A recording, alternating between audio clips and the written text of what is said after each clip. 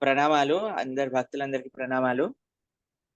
ఈరోజు మన జపా క్లాస్‌లో మనందరి సౌభాగ్యం హిస్ గ్రేస్ పావనేశ్వర్ ప్రభు మన జపా క్లాస్‌కి విచ్చేశారు ఈరోజు. పావనేశ్వర్ ప్రభు గురించి కొన్ని విషయాలు చెప్తాను. తర్వాత మనం చదవాక ఈరోజు ప్రభుజీ మాట్లాడతారు. సాధువులకి యాక్చువల్‌గా ఇంట్రడక్షన్ అవసరం లేదు. వాళ్ళ మాటలలోనే తెలిసిపోతుంది. వాళ్ళు ఎంత సాధుత్వం కలిగిన వారు అని. మీరు పావనేశ్వర ప్రభు మాట్లాడితే మీకు అర్థమవుతుంది. ఎంత జ్ఞానము, వైరాగ్యము, భక్తి, వినయము కలిగిన వారు అని.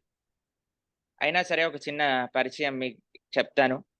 మన గౌరనామ్ ప్రభు ఎలా అయితే ఐఏఎస్‌సి బెంగుళూరు నుంచి చదువుకున్నారో, అలానే పావనేశ్వర ప్రభు కూడా అక్కడే స్టడీస్ చేశారనమాట. ఆయన భాగవతం స్కాలర్. మీకొక విషయం చెప్తాను. మనము ఎప్పుడైతే శ్రీమద్ భాగవతం చెప్పుకున్నామో, అప్పుడు 5వ పంచమ స్కందానికొచ్చినప్పుడు అక్కడ కాస్మాలజీ గురించి మనం ప్రస్తావన చేసుకున్నప్పుడు నేను చెప్పాను. ఈ విషయం నాకు అంతగా ఐడియా లేదు. పావనేశ్వర్ ప్రభు అయితే దీంట్లో స్కాలర్. ప్రభుజీ చెప్తారు. మొత్తం ఎలా సృష్టి జరిగినది, తర్వాత ఎక్కడెక్కడ ఏ ఏ లోకములు ఉన్నాయి, ఆ విషయాలన్నీ కూడా మనము చాలా సంక్షిప్తంగా చెప్పుకున్నాం. అయితే మేము రాధా గోపీనాథ్ మందిర్‌లో ఉన్నాము. ఇక్కడ చౌపాటీలో. అయితే మేమిద్దరం బ్రహ్మచారి ఆశ్రమంలో ప్రసాదం తీసుకుంటూ ప్రభుజీని రిక్వెస్ట్ చేశాను. ప్రభుజీ మీరొస్తే చాలా బావుంటుంది ప్రభుజీ. మా డివోటీస్ అందరికీ చాలా మంచి జ్ఞానం ఇచ్చిన వారవుతారు అనంటే వెంటనే ప్రభుజీ ఒప్పుకున్నారు. ఆయన ఇప్పుడు మండిలో పీహెచ్‌డీ చేస్తున్నారు. ఐఐటీ మండి నుంచి పీహెచ్‌డీ చేస్తున్నారు. భాగవత కాస్మాలజీ అనే పుస్తకాన్ని రచించారు. గత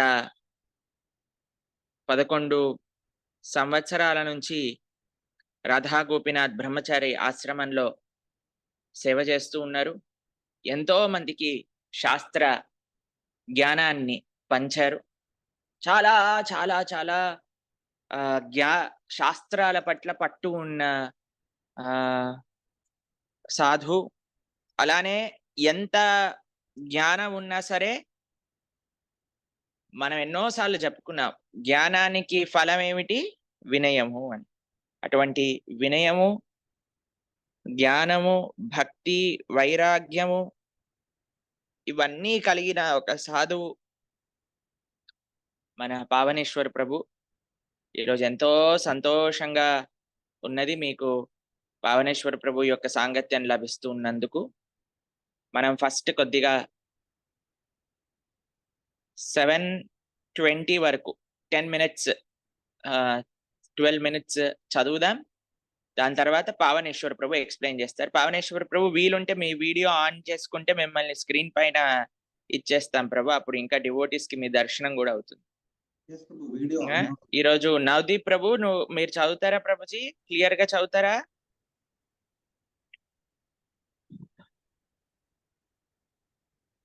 హరి బోల్ నవదీప్ ప్రభు. यस प्रभु जी, हरे कृष्ण धन्यवाद। హరే కృష్ణ. हरे कृष्ण प्रभु जी। అన్మ్యూట్ అయ్యాడా లేదా ఆయన? हरे कृष्ण प्रभु जी। హరే కృష్ణ. నవదీప్ ప్రభు వినిపిస్తుందా నేను మాట్లాడేది? यस प्रभु जी, వినపడుతుంది प्रभु जी। హరి బోల్. हरे कृष्ण प्रभु जी। చదువుతావా నువ్వు ఈరోజు? यस प्रभु जी। ఓకే నాన్న. ఓకే. 7:20 వరకు చదువు నాన్న. ఓకే. ఓకే प्रभु जी। हरे హరే కృష్ణ। ప్రకాశానంద సరస్వతితో సంభాషణను కొనసాగించడం. శ్రీకృష్ణుని స్వరూపమునకు నామమునకు భేదము లేదని స్పష్టముగా గ్రహించుటచే శ్రీకృష్ణుని పట్ల ఏర్పడు ఆధ్యాత్మిక అనురాగమును భావమని అందురు. భావ దశకు చేరిన జీవుడు నిశ్చయముగా మాయచే కలుషితుడు కాడు. అతడు ఆ భావము నుండి దివ్యానందమును ఆస్వాదించును. భావము గాఢమైనప్పుడు దానిని భగవత్ప్రేమ అందురు. మహామంత్రమనుబడు కృష్ణనామమే ఈ పవిత్ర హరే కృష్ణ నామ జపము గాఢమైన భావమును కృష్ణ ప్రేమను ప్రాప్తించజేయునని శ్రీ చైతన్య మహాప్రభు ప్రకాశానందునకు తెలిపెను. ఆ కృష్ణ ప్రేమయే మనుష్యునకు పరమ పురుషార్థము. దానితో పోల్చినచో ధర్మార్థ కామ మోక్షములనబడు పురుషార్థములు నిరర్ధ కర్మలు. క్షణికమైన ఉపాధి యుక్తమైన జీవితములో హరే కృష్ణ నిమగ్నుడైన జీవి ఇంద్రియ తృప్తుడని ముక్తిని ఆపేక్షించును. కానీ భగవత్ ప్రేమయే జీవుని నిత్య సహజ స్వభావము. అది అనాది, అనంతము, పరిణామరహితము. కనుక క్షణికమైన ఇంద్రియ తృప్తి, మోక్ష కాంక్ష దివ్యమైన కృష్ణ ప్రేమకు సాటిరావు. కృష్ణ ప్రేమ పంచమ పురుషార్థముగా పరిగణింపబడుచున్నది. దివ్య ప్రేమానంద సాగరముతో పోల్చినచో నిరాకర బ్రహ్మ భావన కేవలం ఒక జలబిందువు వలె అత్యల్పమైనది.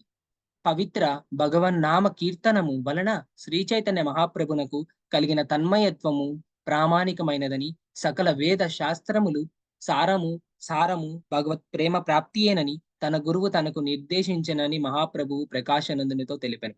శ్రీ చైతన్య మహాప్రభువుకు భగవత్ ప్రేమ లభించినదని, అందువలన ఆయన ధన్యుడని కూడా గురువు ఆయనకు తెలిపెను. కృష్ణ ప్రేమోదయమైనప్పుడు హృదయము శ్రీకృష్ణునితో ప్రత్యక్షను బంధానికై విహ్వాలమగును.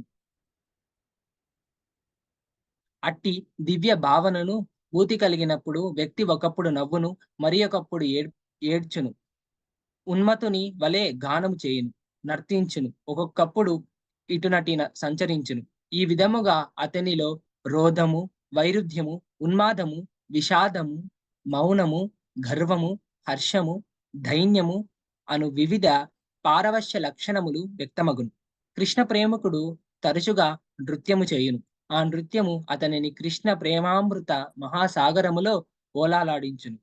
శ్రీ చైతన్య మహాప్రభువుతో ఆయన గురువు, నీకు కృష్ణ ప్రేమలో ఇట్టి సంపూర్ణ దశ ప్రాప్తించుట సంతోషదాయకముగా ఉన్నది. నీకిట్లు కృష్ణ ప్రేమ లభించుట వలన నేను కూడా కృతార్థుడనైతిని అని తెలిపెనని మహాప్రభువు ప్రకాశానందునికి తెలిపెను. పుత్రుడు తనకంటే అధికముగా అభ్యుదయమును సాధించిన నాడు తండ్రి ఆనందమునకు అవధయుండదు. అట్లే గురువు కూడా తన ప్రగతి కంటే తన శిష్యుని ప్రగతిని చూచి అత్యంత ఆనందమును పొందును. కనుక శ్రీ చైతన్య మహాప్రభువుని గురువు ఆయనను హృదయపూర్వకముగా ఆశీర్వదించి నృత్య గానములు చేయుచు సంకీర్తనోద్యమును ప్రచారము చేసి జనులకు శ్రీకృష్ణుని గూర్చి బోధించుము, వారిని అవిద్య నుండి ఉద్ధరింపుము అని తెలిపెను. మహాప్రభువుని గురువు ఆయనకు శ్రీమద్ భాగవతము 11.2.40 నుండి ఈ క్రింది శ్లోకము కూడా తెలిపెను. ఏవాం వ్రత స్వప్రియనామ కీర్త్య జాతనానురాగో దుతచిత్త ఉచ్చై అస్యత్యోది రోదితి రౌతి గాయాతాన్మధ్వాన్ నృత్యతి లో కబాహ్య. నిరంతరము భక్తియుక్త సేవలోను కృష్ణనామ సంకీర్తనములోను సంలగ్నమైన భక్తుని హృదయము నామానురాగము వలన అప్రయత్నముగానే ద్రవభూతిమగును. అట్లు జరిగినప్పుడు అతడు దివ్య పారవశ్యమున ప్రదర్శించును. లోకమును పట్టించుకొనక ఉన్మతిని వలె ఒకప్పుడు నవ్వును, ఒకప్పుడు ఏడ్పును, ఒకప్పుడు గానము చేయుచు, ఒకప్పుడు నృత్యము చేయును. శ్రీ చైతన్య మహాప్రభువు ప్రకాశానందునితో ఇంకనూ ఇట్లా తెలిపెను. నాకు నా గురువు బోధపై సంపూర్ణ విశ్వాసము గలదు. కనుక నేను సదా హరే కృష్ణ కృష్ణ కృష్ణ హరే హరే, హరే రామ రామ రామ హరే హరే అను మహామంత్రమును కీర్తించుచున్నాను. నేను వెర్రివాని వలె ఎట్లెతినో స్పష్టముగా నాకు తెలియదు, కానీ ఇది కృష్ణనామ ప్రభావమని నా విశ్వాసము.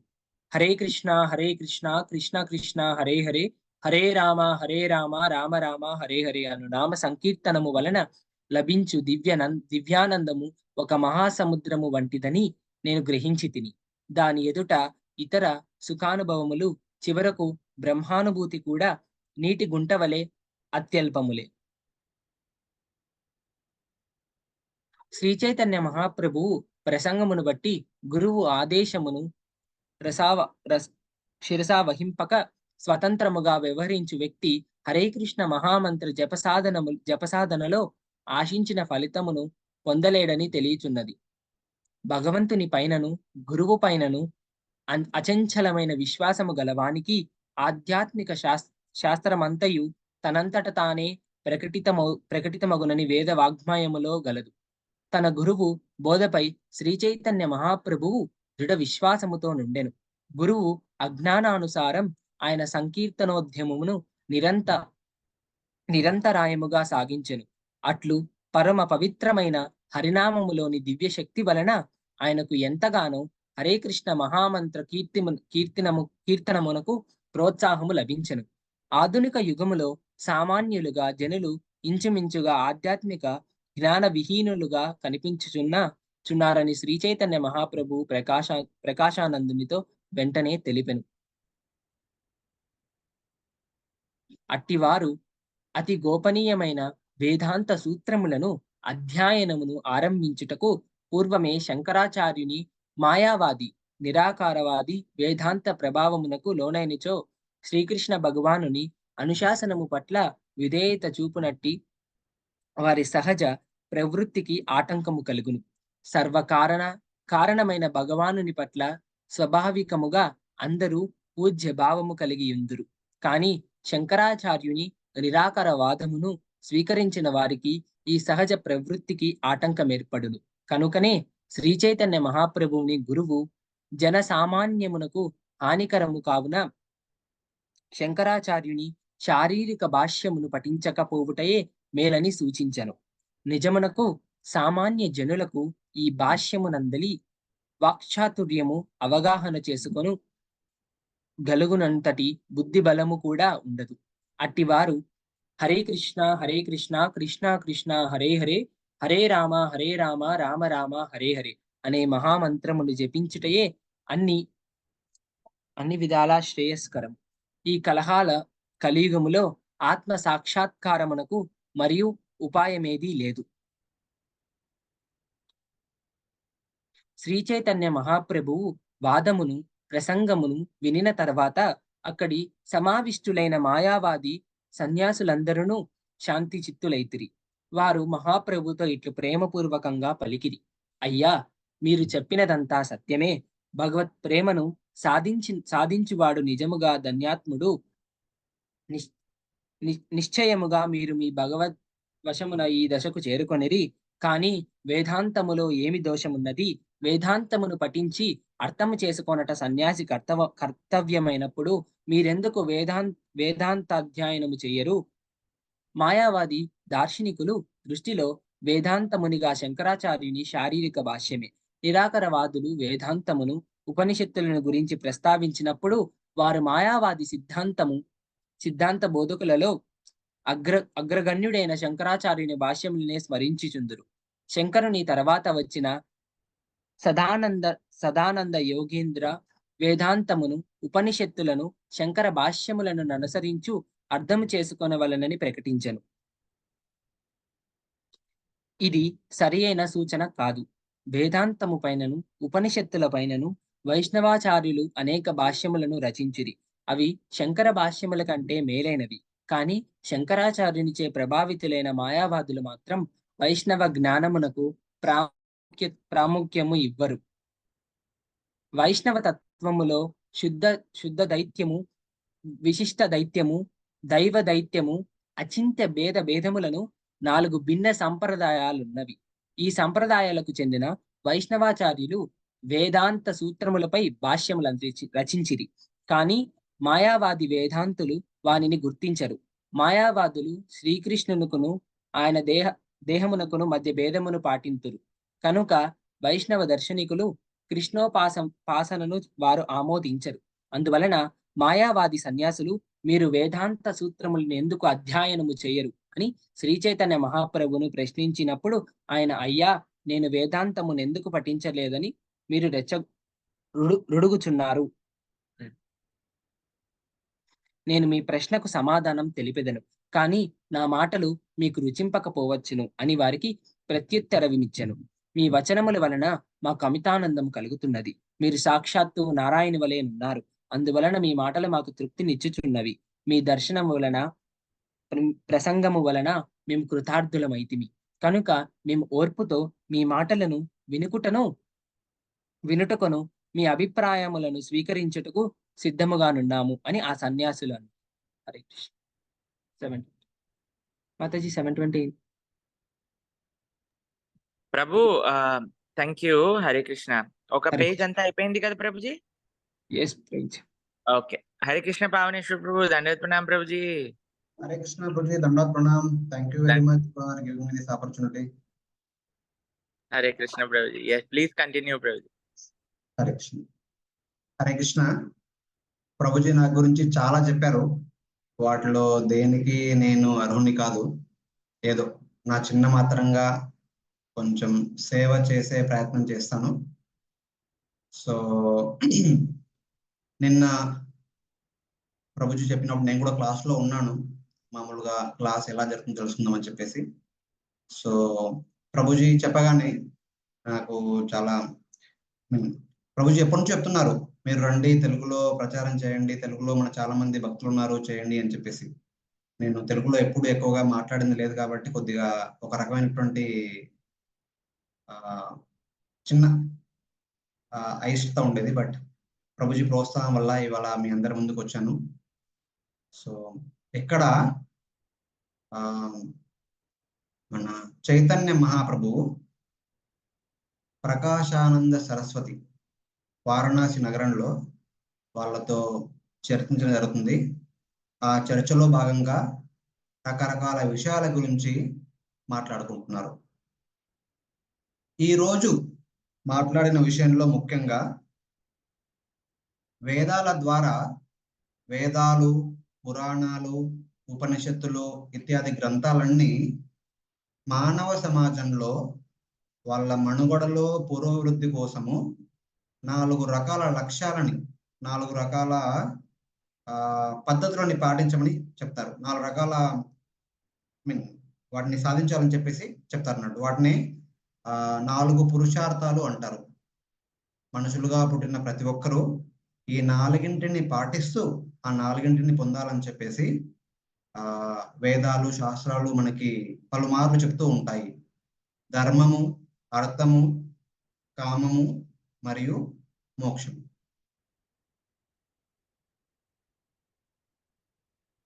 సో జీవుడు తన యొక్క భౌతిక ఇచ్చలను పూర్తి చేసుకోవడం కోసము భౌతిక ప్రపంచానికి వస్తాడని, ఈ భౌతిక ప్రపంచంలో తన యొక్క భౌతిక వాంఛలను పూర్తి చేసుకోవడం కోసము ఒక ధర్మబద్ధమైన మార్గాన్ని వేదాలు, పురాణాలు, ఇతిహాసాలు మనకి చెప్తున్నాయి. ఆ ధర్మబద్ధమైన మార్గంలో మనం నడుచుకుంటే ఆ ధర్మాన్ని అనుసరించడం వల్ల వచ్చినటువంటి అర్థంతో జీవుడు తన భౌతిక వాంఛలని లేదా ఇచ్చలని పూర్తి చేసుకొని తదనంతరము అదే ధర్మాన్ని అనుసరిస్తూ అదే వేదాల సహాయంతో మోక్ష ప్రాప్తి కోసమై ప్రయత్నం చేయాలి అని చెప్పేసి వేదాలు రకరకాల కథల ద్వారా, రకరకాల వ్యక్తుల యొక్క ఆధ్యాత్మిక ప్రగతి ద్వారా పలుమార్లు చర్చించడం జరుగుతుంది. వేదనాలలో ఎస్పెషల్లీ పురాణాలు, ఇతిహాసాలు అయితే వీటి గురించి చెప్తూ ఉంటాయి. ఒక మనిషి జీవితకాలము ధర్మానుసారంగా జీవించాలి. దానివల్ల ఈ భౌతిక ప్రపంచంలో జీవిస్తున్నంత కాలము అర్థప్రాప్తి, కామస్ఫూర్తి అవుతుంది. ఆ తర్వాత ఈ జీవిత అనంతరము మోక్షాన్ని పొందే అవకాశం ఉంటుందని చెప్పేసి వేదాలు, పురాణాలు అన్ని చెప్తూ ఉన్నాయని చెప్పేసి మనము మొదటి నుంచి వినడం జరుగుతూ ఉంటుంది. కాకపోతే మనమందరము శ్రీపాద్ మధ్వ గౌడీయ వైష్ణవ సాంప్రదాయంలో ఉన్నాము. మనలాగే చాలా సాంప్రదాయాలు ఉన్నాయి, వైష్ణవ సాంప్రదాయాలు. ఈ వైష్ణవ సాంప్రదాయాలన్నీ ఈ 4 పురుషార్థాల కంటే ఒక మెట్టు పైన ఉన్నటువంటి భక్తి అనేటువంటి పంచమ పురుషార్థం గురించి చెప్తూ ఉంటారు. ఆ భక్తి గురించి తెలుసుకోవడం ఎలా, ఆ భక్తిని పాటించడం ఎలా, ఆ భక్తి పాటించడం వల్ల లభించబోయే ప్రయోజనాల గురించి మనకి ఆచార్యులు ఈ 4 సాంప్రదాయాలలో వచ్చినటువంటి రకరకాల ఆచార్యులు వాళ్ళ గ్రంథాల ద్వారా వాళ్ళ ప్రవచనాల ద్వారా మనకి చెప్పడం జరుగుతుంది. ఎన్నో వందల వేల సంవత్సరాల నుంచి, ఎన్నో యుగాల నుంచి ఇలా జరుగుతూనే ఉంది. భగవద్గీతలో దేవాది దేవుడు అయినటువంటి శ్రీకృష్ణుడు ఈ 2 విషయాల గురించి సంక్షిప్తంగా చర్చించబడుతుంది. వీటి గురించి విపులంగా రకరకాల గ్రంథాల్లో ఉంటుంది. కాకపోతే వాటి గురించి సంక్షిప్తంగా శ్రీకృష్ణుల వారు భగవద్గీతలో చెప్పడం జరుగుతుంది. చెప్పిన తర్వాత చివరిలో అర్జునికి చెప్తారు, అర్జున, ఈ భౌతిక ప్రపంచంలో ఉన్నటువంటి మానవ సమాజము ఎలాగైతే రైలు మార్గంలో 2 పట్టాలు ఉంటాయో అలాగే ఆధ్యాత్మిక ప్రగతి కోసము 2 రకాల మార్గాలు ఉన్నాయి. ఒక మార్గం వచ్చేసి ధర్మార్థ కామ మోక్ష మార్గము, రెండో మార్గం వచ్చేసి భక్తి మార్గం. సో ఈ 2 మార్గాలలో ఏ మార్గాన్ని ఎంచుకొని నీ యొక్క ఒక క్షత్రుడిగా పుట్టి పెరిగి ఇంతకాలం నడుచుకున్నావు కాబట్టి నీ యొక్క క్షత్రియ ధర్మాన్ని ఏ మార్గంలో నిర్వర్తించాలనుకుంటున్నావో నీ ఇష్టము అని చెప్పేసి చెప్పడం జరుగుతుంది. యథేచ్ఛసి తథా కురు. భగవద్గీతలో ఈ యొక్క పదము చాలా మందికి ఇష్టము. అరే, గీతలో భగవంతుడు ఏం చెప్తున్నాడు, నీకు నచ్చింది చేయమని చెప్తున్నాడు. యథేచ్ఛసి తథా కురు, యథ ఇచ్ఛసి తథా కురు, నీకు నచ్చింది చెయ్యి అని చెప్తున్నాడు అని చెప్పి అంటారు. కాకపోతే ఈ పదానికి ముందున్నటువంటి లైన్లో ఏం చెప్పడం ఉందంటే విమృశ్యైతత్ అతేతేన.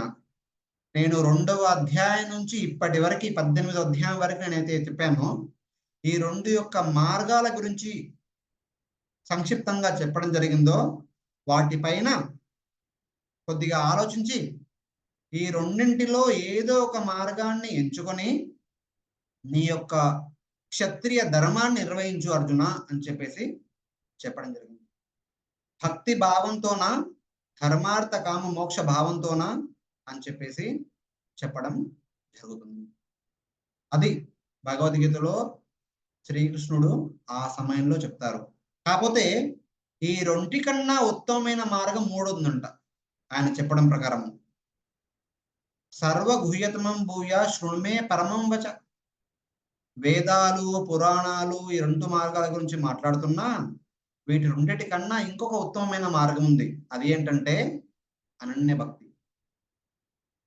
భగవంతుని పట్ల అనన్యమైనటువంటి ప్రేమతో, అనన్యమైనటువంటి భావంతో సమర్పించుకొని మనని పూర్ణ రూపేణ మనస కర్మణ వాచ సమర్పించుకొని ఎల్లవేళలా భగవంతుని సేవలో నిమగ్నమైనటువంటి యొక్క అవాజ్యమైన ప్రేమని ఏమంటారంటే అనన్య భక్తి అంటారు. ఆ అనన్య భక్తి గురించి భగవద్గీత యొక్క చరమ శ్లోకంలో చెప్పడం జరిగింది అన్నట్టు. సర్వధర్మాన్ పరిత్యజ్య మామేకం శరణం వ్రజ, అహం త్వాం సర్వ పాపేభ్యో మోక్షయిష్యామి మా శుచః, మన్మనా భవ మద్భక్తో మధ్యాజీ మాం నమస్కురు, మామే వేష్యసి సత్యం తే ప్రతిజానే ప్రియోస్మి. ఇక్కడ చెప్పడం జరిగింది ఏంటంటే ఈ భౌతిక ప్రపంచంలో మన యొక్క వర్ణాశ్రమ ధర్మాన్ని నిర్వహించడానికి 2 మార్గాలు ఉన్నాయి. ఒకటి ధర్మార్థ కామ మోక్ష మార్గము, రెండవది భక్తి మార్గము.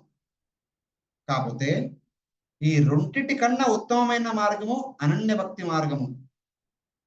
దాంట్లో ఈ భౌతిక ప్రపంచానికి సంబంధించినటువంటి సర్వ ధర్మాలని నాకు సమర్పించి మనస వాచ కర్మణ పూర్తిగా నా భక్తి యందు నిమగ్నమై ఉండేటువంటి భక్తులు సంసార వ్యావహారిక దృష్ట్యా మన విద్యుత్ ధర్మాన్ని నిర్వహించకపోతే అది జనాలు దాన్ని ఒక పాపంగా పరిగణించడం జరుగుతున్నట్టు.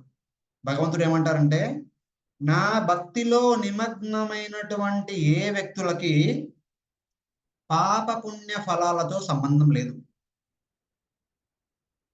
ఎందుకంటే వాటిని నేను నిర్మూలిస్తాను. వాటి వల్ల వచ్చే ఫలితాలని, వాటి వల్ల కలిగిన, వాటిని నిర్వహించకపోవడం వల్ల కలిగిన దోషాలని నేను వాటన్నింటినీ నిర్మూలిస్తాను. అది ఎప్పుడు? భగవంతుని సేవలో మనం అంత నిమగ్నమయ్యి భౌతిక ధర్మాలని పాటించడానికి సమయం లేనప్పుడు భగవంతుడు చెప్పినటువంటి ఈ వాగ్దానం వర్తిస్తుంది. భగవంతుని సేవ పేరుతో భౌతిక ధర్మాలని పాటించకపోతే దాని వల్ల జరగబోయే పరిణామాలకి మనమే బాధ్యులము. దానికి బాధ్యత మనమే స్వీకరించాలి. సో ఈ విషయం అర్థం చేసుకోవాలి. అరే భగవంతుడు చెప్పాడు కదా భగవద్గీతలో, సర్వధర్మాన్ పరిత్యజ్య మామేకం శరణం వ్రజ.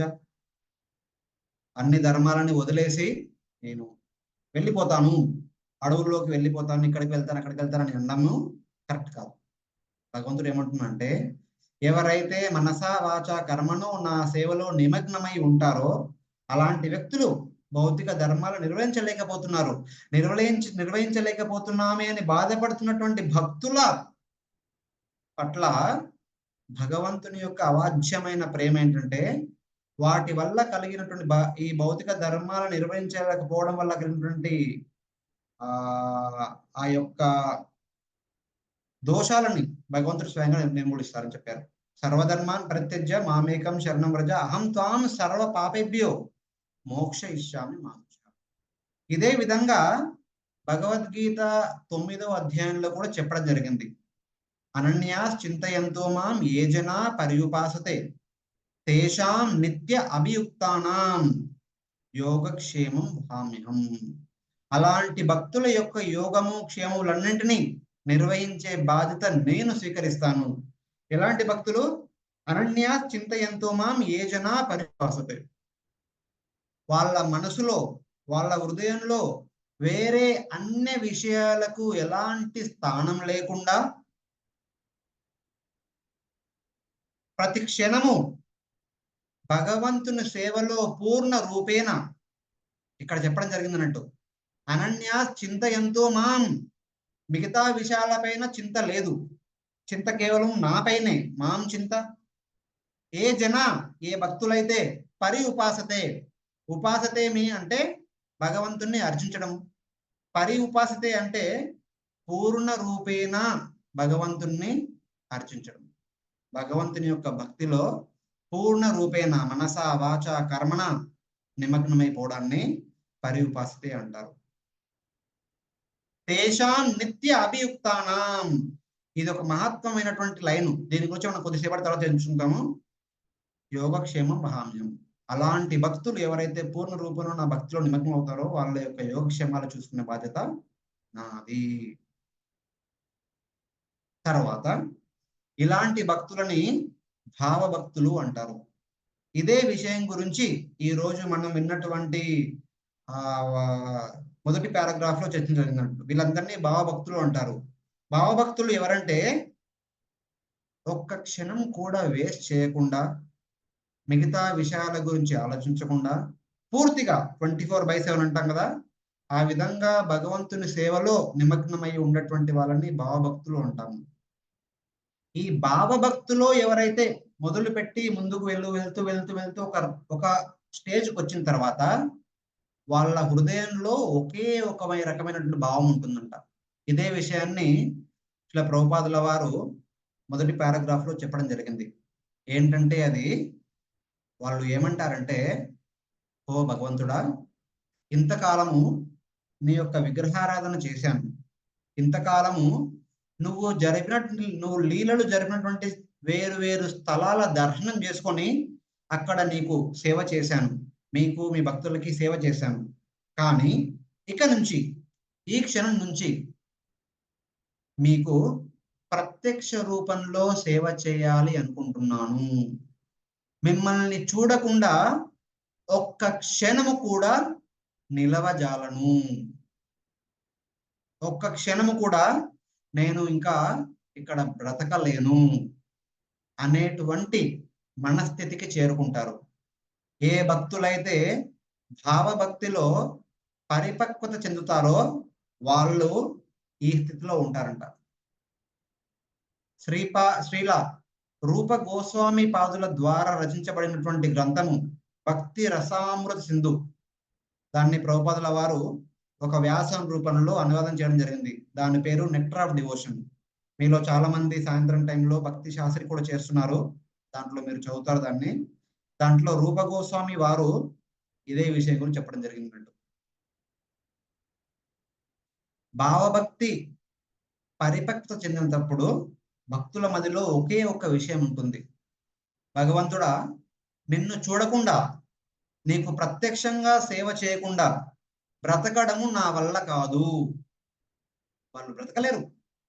అలాంటి వ్యక్తులు భగవంతుని పట్ల సేవ చేయకపోవడం వలన, భగవంతుని చూడలేకపోవడం వలన మూర్ఛకు గురవుతారు. ఒక అన్కాన్షియస్ స్టేట్ లోకి వెళ్ళిపోతారు. ఆ యొక్క మూర్ఛ స్థితిలో వాళ్ళు భగవంతుని చూడడం జరుగుతుంది. భగవంతునికి ప్రత్యక్ష రూపాయన సేవ చేయడం జరుగుతుంది. సో అలా సేవ చేస్తూ, అలా భగవంతుని చూసిన తన్మయత్వంలో వాళ్ళ శరీరంలో భావభక్తి యొక్క రకరకాల లక్షణాలు బయటికి కనిపిస్తూ ఉంటాయి. రోమాలు నిక్కపడుచుకోవడము, కళ్ళలోంచి నీళ్లు రావడము, శరీరం అంతా వణికిపోవడము, మాటలు రాకపోవడము, తర్వాత గాల్లోకి పైకి ఎగరడము, నృత్యం చేయడము, శరీరంలో రకరకాలటువంటి వికృతి ఆకారాలు ఏర్పడడము, ఇలాంటివన్నీ ఆ యొక్క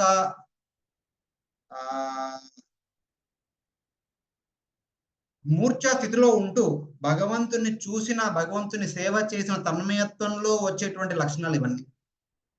సో వీటన్నింటి గురించి చైతన్య మహాప్రభు వారి యొక్క నిజ జీవితంలో జరిగినటువంటి చాలా సంఘటనని చైతన్య చరితామృత గ్రంథంలో అంత్యలీలలో చెప్పడం జరిగింది.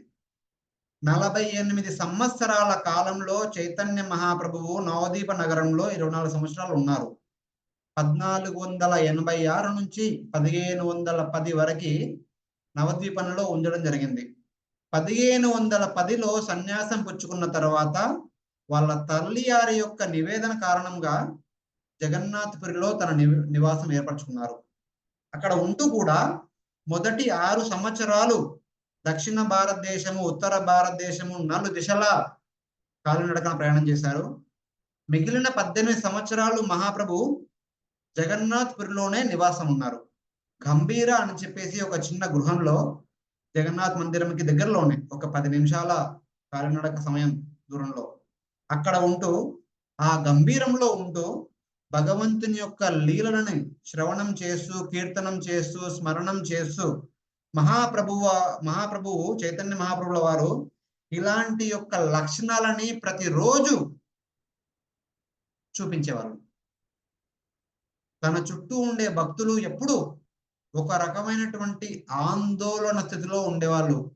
ఈ రోజు ఏం జరగబోతుంది మహాప్రభుకి?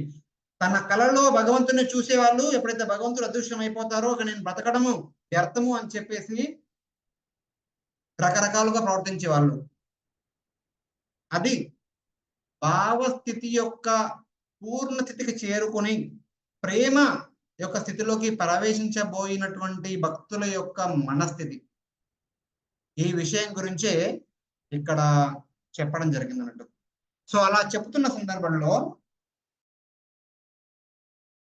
ప్రకాశానంద సరస్వతి శిష్యులలో ఒక ఆయన అడుగుతారు, ఇది అంత బాగానే ఉంది, మీరు భారతి సాంప్రదాయంలో సన్యాసాన్ని పుచ్చుకున్నారు.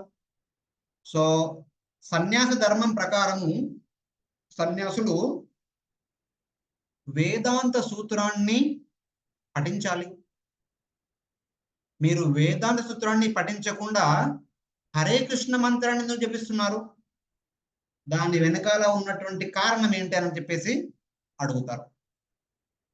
సో దానికి చైతన్య మహాప్రభు వాళ్ళ సమాధానంలో ఏం చెప్తారంటే, నేను గయా వెళ్ళినప్పుడు మా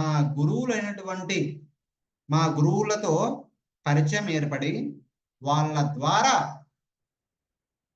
ఆయన గురువు పేరు శ్రీల ఈశ్వరపూరి, శ్రీల మాధవేంద్ర పూరి యొక్క శిష్యులు శ్రీల ఈశ్వరపురి చైతన్య మహాప్రభు యొక్క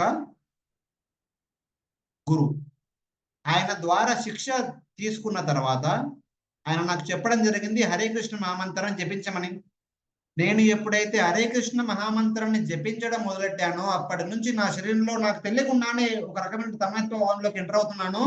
దానివల్ల నేను ఒక ఉన్మాద కూడా కాదు, ఒక ప్రేమతో ఏమంటాము, ఇంటాక్సికేట్, ప్రేమతో కూడినటువంటి పారవశ్యానికి లోనై నన్ను నేను మరిచిపోయి ఒక రకమైనటువంటి తన్మయత్వంతో ప్రవర్తిస్తూ ఉన్నాను. ఆ విధంగా నేను అలా హరినామాన్ని సంకీర్తనం చేస్తూ నృత్యం చేయడము ఇలాంటివి ఎన్నో చేస్తూ ఉంటాను. అప్పుడప్పుడు ఏడవడము, అప్పుడప్పుడు గాలిలోకి పైకి ఎగరడము, తర్వాత మోచిస్తులో పడిపోవడం, ఇలాంటి లక్షణాలన్నీ డిస్ప్లే చేస్తూ ఉంటాను. ఇలా ఎందుకు అవుతుందని చెప్పి నా గురువు దగ్గరికి వెళ్ళాను. అప్పుడు నా గురువు నాకేం చెప్పారంటే, నువ్వు ఈ స్థితికి రావడం చూసి నేను చాలా ఆనందపడుతున్నాను. ఇలాంటి స్థితికి రావడానికి చాలా సమయం పడుతుంది, కానీ నీ విషయంలో ఇది చాలా తొందరగా జరిగింది కాబట్టి నేను చాలా సంతోషపడుతున్నాను. నువ్వు ఎప్పుడు ఇదే కంటిన్యూ చేస్తూ ఉండు అని చెప్పారు. అది కాకుండా నేను ఒక మూర్ఖుణ్ణి, నాకు వేదాంతము చదివేటువంటి శక్తి లేదు, కాబట్టి నువ్వు హరే కృష్ణ మహామంత్రాన్ని జపించు అని చెప్పేసి నా గురువు వారు చెప్పారు. దాని కారణంగా నేను ఎప్పుడు హరే కృష్ణ మహామంత్రాన్ని జపిస్తూ ఉన్నాను, వేదాంత సూత్రాన్ని నేను పఠించడం లేదు అని చెప్పేసి చైతన్య మహాప్రభు చెప్పడం జరిగింది. ఆ తర్వాత ఇంకో మాట చెప్తారు. శంకరాచార్యుల ద్వారా స్థాపించబడినటువంటి అద్వైత సాంప్రదాయంలో ఎన్నో మఠాలు ఉన్నాయి. శంకరాచార్య 32 సంవత్సరాలే జీవించినప్పటికీ భారతదేశం యొక్క నలుమూలలా పర్యటించి ఎంతో మంది శిష్యులని స్వీకరించి ఆ యొక్క రకరకాల శిష్యుల ద్వారా ఎన్నో మఠాలని స్థాపించడం జరిగింది. ఆయన యొక్క శిష్యులకి రకరకాల నామకరణం చేయడం జరిగింది. ఎలాగైతే ఈ యొక్క హరే కృష్ణ సాంప్రదాయంలో మనము ప్రభువులందరికీ వాళ్ళ నామము తర్వాత దాస్ అని, మాతాజీలందరికీ వాళ్ళ నామం తర్వాత దాసి అని ఎలాగైతే ఇవ్వడం జరుగుతుందో, అదేవిధంగా శంకరాచార్యుల యొక్క అద్వైత సాంప్రదాయంలో వాళ్ళ యొక్క శిష్యులకి వేరు వేరు నామాలు ఇవ్వడం జరుగుతుంది. వాటిలో కొన్ని తీర్థ అని, ఆశ్రమ అని, వన అని, అరణ్య అని, గిరి అని, పర్వత అని, సాగర అని, సారస్వతి, భారతి, పూరి అని చెప్పేసి రకరకాల నామాలు ప్రాచుర్యంలో ఉన్నాయి. వీటిలో 3 పెద్దవిగా పరిగణిస్తారు: భారతి, పూరి, సారస్వతి. ఈ 3ంటిని కొద్ది పెద్దవిగా పరిగణిస్తారు. శంకరాచార్యులు స్థాపించినటువంటి మఠాలలో 4 మఠాలు ప్రముఖమైనవి. ఉత్తర భారతదేశంలో బద్రికాశ్రమంలో ఉన్నటువంటి మఠము, పూర్వ దిశలో పూరిలో, దక్షిణ దిశలో ద్వారకలో, దక్షిణం కాదు, పడమర దిశలో ద్వారకలో, అండ్ దక్షిణ దిశలో రామేశ్వరము, తర్వాత మిగతా నగరాల్లో వాటి యొక్క ప్రాముఖ్యత పొందాయి. సో ఈ యొక్క రకరకాలటువంటి మఠాల్లో ఒక్కొక్క పేరుతో కూడినటువంటి ఆచార్యులు కీర్తించడం జరుగుతుంది. వీళ్ళందరిలో సారస్వతి నామకరణం ఉన్నటువంటి ఆచార్యులని గొప్పవాళ్ళుగాను, తర్వాత పూరి అని, తర్వాత భారతి అని చెప్పేసి అలా పరిగణించడం జరుగుతున్నట్టు. సో ఆ యొక్క సారస్వతి సాంప్రదాయానికి చెందినటువంటి ఈయన ప్రకాశం సరస్వతి ఆయన శిష్యులతో పాటు ఇప్పుడు మహాప్రభుతో మాట్లాడుతున్నారు. సో ఇక్కడ వాళ్ళు అడుగుతారు, మరి నువ్వు ఎందుకు చదవట్లేదు అన్నప్పుడు మహాప్రభు ఏం చెప్తారంటే, మీరంతా శంకరాచార్యుల ద్వారా ఇవ్వబడినటువంటి టీకాని మాత్రమే బ్రహ్మసూత్రముగా పరిగణించి ఆ టీకానే అన్నింటికి మూలమని అనుకుంటారు. శంకరాచార్యుల వారితో పాటుగా రకరకాల వైష్ణవ ఆచార్యులు కూడా ఈ యొక్క వేదాంత సూత్రం పైన టీకా రచించడం జరిగింది. వాళ్ళ టీకాలని మీరు పరిగణించరు. అవి కాకుండా శ్రీపాద వ్యాసదేవుల వారు స్వయంగా ఈ వేదాంత సూత్రాన్ని రచించిన పిమ్మట ఆ వేదాంత సూత్రం యొక్క భాష్యాన్ని భాగవత పురాణ రూపంలో రచించడం జరిగింది. భాగవతాన్ని సాక్షాత్తు వేదాంత సూత్రానికి టీకాగా అన్ని వైష్ణవ సాంప్రదాయాలు స్వీకరిస్తాయి, కానీ ఈ అద్వైత సాంప్రదాయాలు వాటిని స్వీకరించవు. శంకర సాంప్రదాయంలో వచ్చినటువంటి సాంప్రదాయాలు వాటిని స్వీకరించవు అని చెప్పేసి చైతన్య మహాప్రభు ఈ విషయాన్ని ఇక్కడ చెప్పడం జరుగుతుంది. ఆ తర్వాత ఇంకా చాలా విషయాలు చెప్తారు. వాటన్నిటి గురించి ఈ యొక్క అధ్యాయంలో మిగతా భాగము, ఏ భాగాన్ని అయితే వాళ్ళు చదవలేకపోయారో కొద్దిగా లేట్ అవడం వల్ల, రేపటి క్లాసులో ఎప్పుడైతే చదువుతారో వాటి గురించి చర్చ వస్తుంది. సో ఈ విధంగా శంకరాచార్యుల వారు తను రచించినటువంటి టీకా ఏదైతే బ్రహ్మసూత్రాలు అంటామో వాటిపైన తను రచించిన టీకా ద్వారా అద్వైతవాదాన్ని ప్రాచుర్యంలోకి తీసుకొని రావడం జరిగింది. ఈ అద్వైతవాదం యొక్క లక్ష్యం ఏంటంటే నిరాకార బ్రహ్మం గురించి ప్రచారం చేయడం. వైష్ణవులు తమ యొక్క టీకా ద్వారా సాకార బ్రహ్మం గురించి ప్రచారం చేస్తారు. సో సాకార బ్రహ్మ, నిరాకార బ్రహ్మ అంటే ఆ యొక్క అబ్సల్యూట్ ట్రూత్ కి ఆకారం ఉంటుందా లేదా అనే విషయం గురించి రకరకాల ఆచార్యులు ఈ యొక్క వ్యాసదేవుల ద్వారా రచన శాస్త్రాల ఆధారంగా వాటిపైన టీకా రాస్తూ మనకి చెప్పడం, బోధించడం జరుగుతుంది. సో ఈ విషయాల గురించి మనం మళ్ళీ ఇంకొకసారి చర్చించుకుందాము మళ్ళీ కలిసినప్పుడు. సో సమయం ప్రకారము 7:46 అవుతుంది. సో మిగతా 15 నిమిషాలు ప్రశ్నోత్తరాల కోసం అని చెప్పేసి ప్రభు చెప్పారు. ఈ ప్రశ్నోత్తరాల్లో కూడా వీటి గురించి ఏమైనా ఉంటే మనము చర్చించుకుందాము. భక్తులు మనం ఇవాళ మాట్లాడుకున్న దాని గురించి, నిన్నటి జరిగిన దాని గురించి కూడా ఏమైనా ప్రశ్నలు ఉంటే అడగచ్చు. ప్రభుజీ, నాకు డౌట్ ఉంది ప్రభుజీ. ఎస్ ప్రభు. భక్తులందరి వైపు నుంచి ఒక ప్రశ్న ఏంటంటే, ఇప్పుడు ప్రభుజీ శంకరాచార్య వారికి ఒక పర్పస్ ఉండింది, ఆయన మాయావాద సిద్ధాంతాన్ని ప్రస్తావన చేయడానికి. అండ్ దెన్ మిగతా వైష్ణవాచార్యులందరూ కూడా ఆ పర్పస్ ఫుల్ఫిల్ అయ్యాక జనాలకి ఇంకా ఇంకా రిఫైన్డ్ తత్వాన్ని అందించడానికి మిగతా వైష్ణవాచార్యులందరూ కూడా ఈ సిద్ధాంతాన్ని ప్రతిపాదన చేశారు.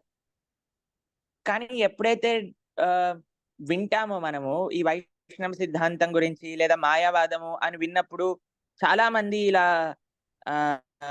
కన్ఫ్యూజ్ అయిపోతారు. ఎందుకు మనం శంకరాచార్యులను అలా అంటున్నాం, ఇలా అంటున్నాం, అలా అంటున్నాం అని. అంటే how to take this Prabhuji? అంటే మన సిద్ధాంతాన్ని మనం యాక్సెప్ట్ చేస్తూ వేరే సిద్ధాంతం గురించి మనం ప్రస్తావన చేసినప్పుడు అదేదో దూషణ కాదు, that is a way of presenting మన సిద్ధాంతాన్ని ప్రూవ్ చేయడానికి అనే విషయాన్ని ఎలా అర్థం చేసుకుంటారు భక్తులందరూ? మీరు అడిగిన ప్రశ్నకి సమాధానము రేపు చదవబోయేటువంటి భాగంలో ఉంది, అందుకే నా గురించి ఏం చెప్పలేదు. సో ఒక సంక్షిప్తంగా చెప్పడం ఏంటంటే, మాయావాదం అసశాస్త్రం ప్రచ్ఛన్నం బౌద్ధం ఉచ్యతే అని చెప్పేసి ఈ శ్లోకం గురించి ప్రభుపాదుల వారు చెప్పడం జరుగుతుంది. ఈ శ్లోకం వచ్చేసి పద్మపురాణంలో నుంచి తీసుకున్నటువంటి శ్లోకం. సో ఇక్కడ ఏంటంటే, ప్రతి యుగంలో యుగానుసారము ధర్మాన్ని ప్రాచుర్యంలోకి తీసుకొని రావడము చాలా ఇంపార్టెంట్. ఎప్పుడైతే కలియుగం మొదలైందో, కలి ప్రభావం వల్ల జనాలు ధర్మాన్ని అధర్మంగా, అధర్మాన్ని ధర్మంగా స్వీకరించి వాళ్ళ వృత్తి ధర్మాలలో అధర్మానికి స్థానం ఇవ్వడం జరుగుతున్నట్టు. వాటిలో ముఖ్యంగా మొదట్లో బ్రాహ్మణులు రకరకాల యజ్ఞాలని చేస్తూ గోహత్యని ప్రేరేపించడం జరిగింది. ఆ గోహత్యని ఆపడం కోసము భగవంతుని యొక్క రకరకాల అవతారాలలో బుద్ధ అవతారం జరగడం జరిగింది. ఆ బుద్ధ అవతారం వచ్చేసి వాళ్ళందరికీ చెప్పడం జరిగింది, గోహత్య మహాపాపము, దాన్ని నిషేధించండి. కలియుగంలో 5 విషయాలని నిషేధం జరిగింది, వాటిలో గోహత్యం ఒకటి. అశ్వమేధం, గవాలంబం, సన్యాసం, ఫలపైతృకం, దేవరైన సుతోత్పత్తి, కలో పంచ వివర్జయత్. అశ్వమేధ యజ్ఞము, గోవేమేధ యజ్ఞము, కర్మ సన్యాసము, తర్వాత మాంసము, శ్రాద్ధ కార్యాలలో మాంసాన్ని అర్పించడము, తర్వాత భర్త చనిపోయిన పిమ్మట భర్త యొక్క అంధుడి ద్వారా పిల్లలను పొందడము, ఇలాంటివి వర్జించడం జరిగింది. సో అప్పుడు వాళ్ళు ఈ విషయాన్ని గుర్తించకుండా వీళ్ళు బ్రాహ్మణ కమ్యూనిటీ వాళ్ళందరూ ఏం చెప్పారంటే, లేదు లేదు శాస్త్రంలో చెప్పడం జరుగుతుంది కాబట్టి మేము వీటిని స్వీకరిస్తున్నామని. అప్పుడు బుద్ధుడు ఏం చెప్పారంటే, శాస్త్రాన్ని పక్కన పెట్టేసేయండి, నేను చెప్పేది పాటించండి, అహింస పరమో ధర్మ అని చెప్పేసి దాన్ని చెప్పడం జరిగింది. అలా శాస్త్రం పైన చాలా మంది శాస్త్రం నుంచి దూరంగా వెళ్ళిపోయారు. వాళ్ళందరినీ మళ్ళీ శాస్త్రం వైపు తీసుకురావడం కోసము భగవంతుడు ఆయన యొక్క శుద్ధ భక్తులైనటువంటి శంకరుణ్ణి పంపించడం జరుగుతుంది. వీళ్ళందరి కోసము ఒక ధర్మాన్ని ప్రచారం చేయమని చెప్పేసి. అప్పుడు ఆయన ఈ యొక్క అద్వైతవాదాన్ని ప్రచారంలోకి తీసుకోవడం జరిగింది. వేదాలని మనం పాటించాలి, వేదాల్లో బ్రహ్మ గురించి చెప్పడం జరిగింది, ఆయన శరణం తీసుకోవాలని చెప్పేసి వాళ్ళందరినీ వేదాలకు దూరమైనటువంటి అందరి సమాజాన్ని మళ్ళీ వేదాల వైపు తీసుకురావడం జరిగింది. సో ఆ విధంగా ఆయన ఉద్దేశం మంచిదే, కాకపోతే ఒకేసారి భగవంతుని యొక్క పూర్ణ అస్తిత్వం గురించి చెప్పకుండా దాన్ని పార్షియల్ గా చెప్పడం జరిగింది. ఆయన నిరాకార బ్రహ్మం గురించి చెప్పడం జరిగింది, కాకపోతే ఆ తరువాత జరిగినటువంటి పరిణామాల వల్ల, ఆ సమయంలో ఉన్నటువంటి అవసరం వల్ల కొందరు వ్యక్తులు భగవద్భక్తి నుంచి దూరంగా ఉంచడం కోసము వాళ్ళకి ఈ నిరాకార బ్రహ్మం యొక్క విషయం గురించి చాలా నొక్కి వక్కారించి చెప్పడం జరిగింది. ఏ భక్తులైతే భగవంతుని పట్ల ప్రేమాభావంతో కూడుకొని ఉండరో అలాంటి వ్యక్తులని భక్తికి దూరంగా ఉంచడం కోసము శంకర భగవానులు శంకరాచార్య రూపంలో అవతరించి ఈ యొక్క నిరాకార బ్రహ్మ యొక్క అద్వైతవాదాన్ని నొక్కి వక్కానించడం జరిగింది. ఇదే నిరాకారవాదంలో 2 భాగాలు ఉంటాయి, ఒకటి మాయావాదం అని చెప్పేసి, రెండవది బ్రహ్మవాదం అని చెప్పేసి. బ్రహ్మవాదంలో భగవంతుని యొక్క 3 తత్వాలను వాళ్ళు స్వీకరిస్తారు, కానీ మాయావాదంలో మిగతా 2 తత్వాలని నిరాకరించి ఓన్లీ నిరాకార బ్రహ్మం గురించి మాట్లాడము, పరమాత్మ భగవంతుని యొక్క అస్తిత్వం గురించి తక్కువ చేసి మాట్లాడము, భగవంతుని యొక్క అస్తిత్వము దానిని మాయ కింద పరిగణిస్తారన్నట్టు. సంక్షిప్తంగా చెప్పాలంటే ఈ మాయావాద సిద్ధాంతము ఈ యొక్క ప్రిన్సిపల్ పైన ఆధారపడి ఉంటుంది. వాళ్ళు ఏమంటారంటే బ్రహ్మము బ్రహ్మము తమో గుణంలో ఈ భౌతిక ప్రపంచంగా మారుతుంది, బ్రహ్మము రజోగుణంలో అనేక రకమైనటువంటి జీవరాశులుగా మారుతాయి, బ్రహ్మము సత్వగుణంలో మనము వినేటువంటి రకరకాల అవతారాలుగా మారతాయి అని చెప్పేసి వాళ్ళు చెప్తారన్నట్టు. ఈ 3 గుణాలు మాయా కాబట్టి ఈ 3 గుణాలలో వచ్చే ప్రతిది కూడా మాయా అని చెప్తారు.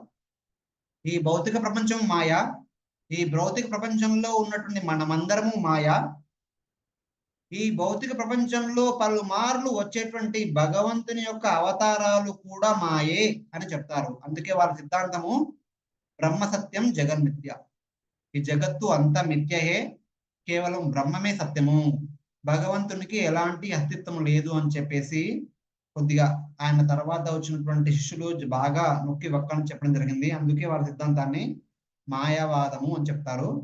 సో చైతన్య మహాప్రభువు మన వైష్ణవ ఆచార్యులు లేదు భగవంతునికి 3 తత్వాలు ఉన్నాయి, బ్రహ్మము పరమాత్మ భగవానుడు, కాకపోతే ఒక్క తత్వమే నిజమని చెప్పేసి మిగతా 2 అసత్యం అని చెప్పేసి చెప్పడం తప్పు. ఈ 3 తత్వాలు ఉన్నాయి, ఈ 3 తత్వాల్లో పరిపూర్ణమైనటువంటి తత్వము భగవంతుడు. ఆ విషయాన్ని మనకి సమయానుకూలంగా ఆ తర్వాత ఈ మూడింటిని సమన్వయం చేస్తూ రకరకాల వైష్ణవ ఆచార్యులు వాళ్ళ టీకాల ద్వారా చెప్పడం జరిగింది.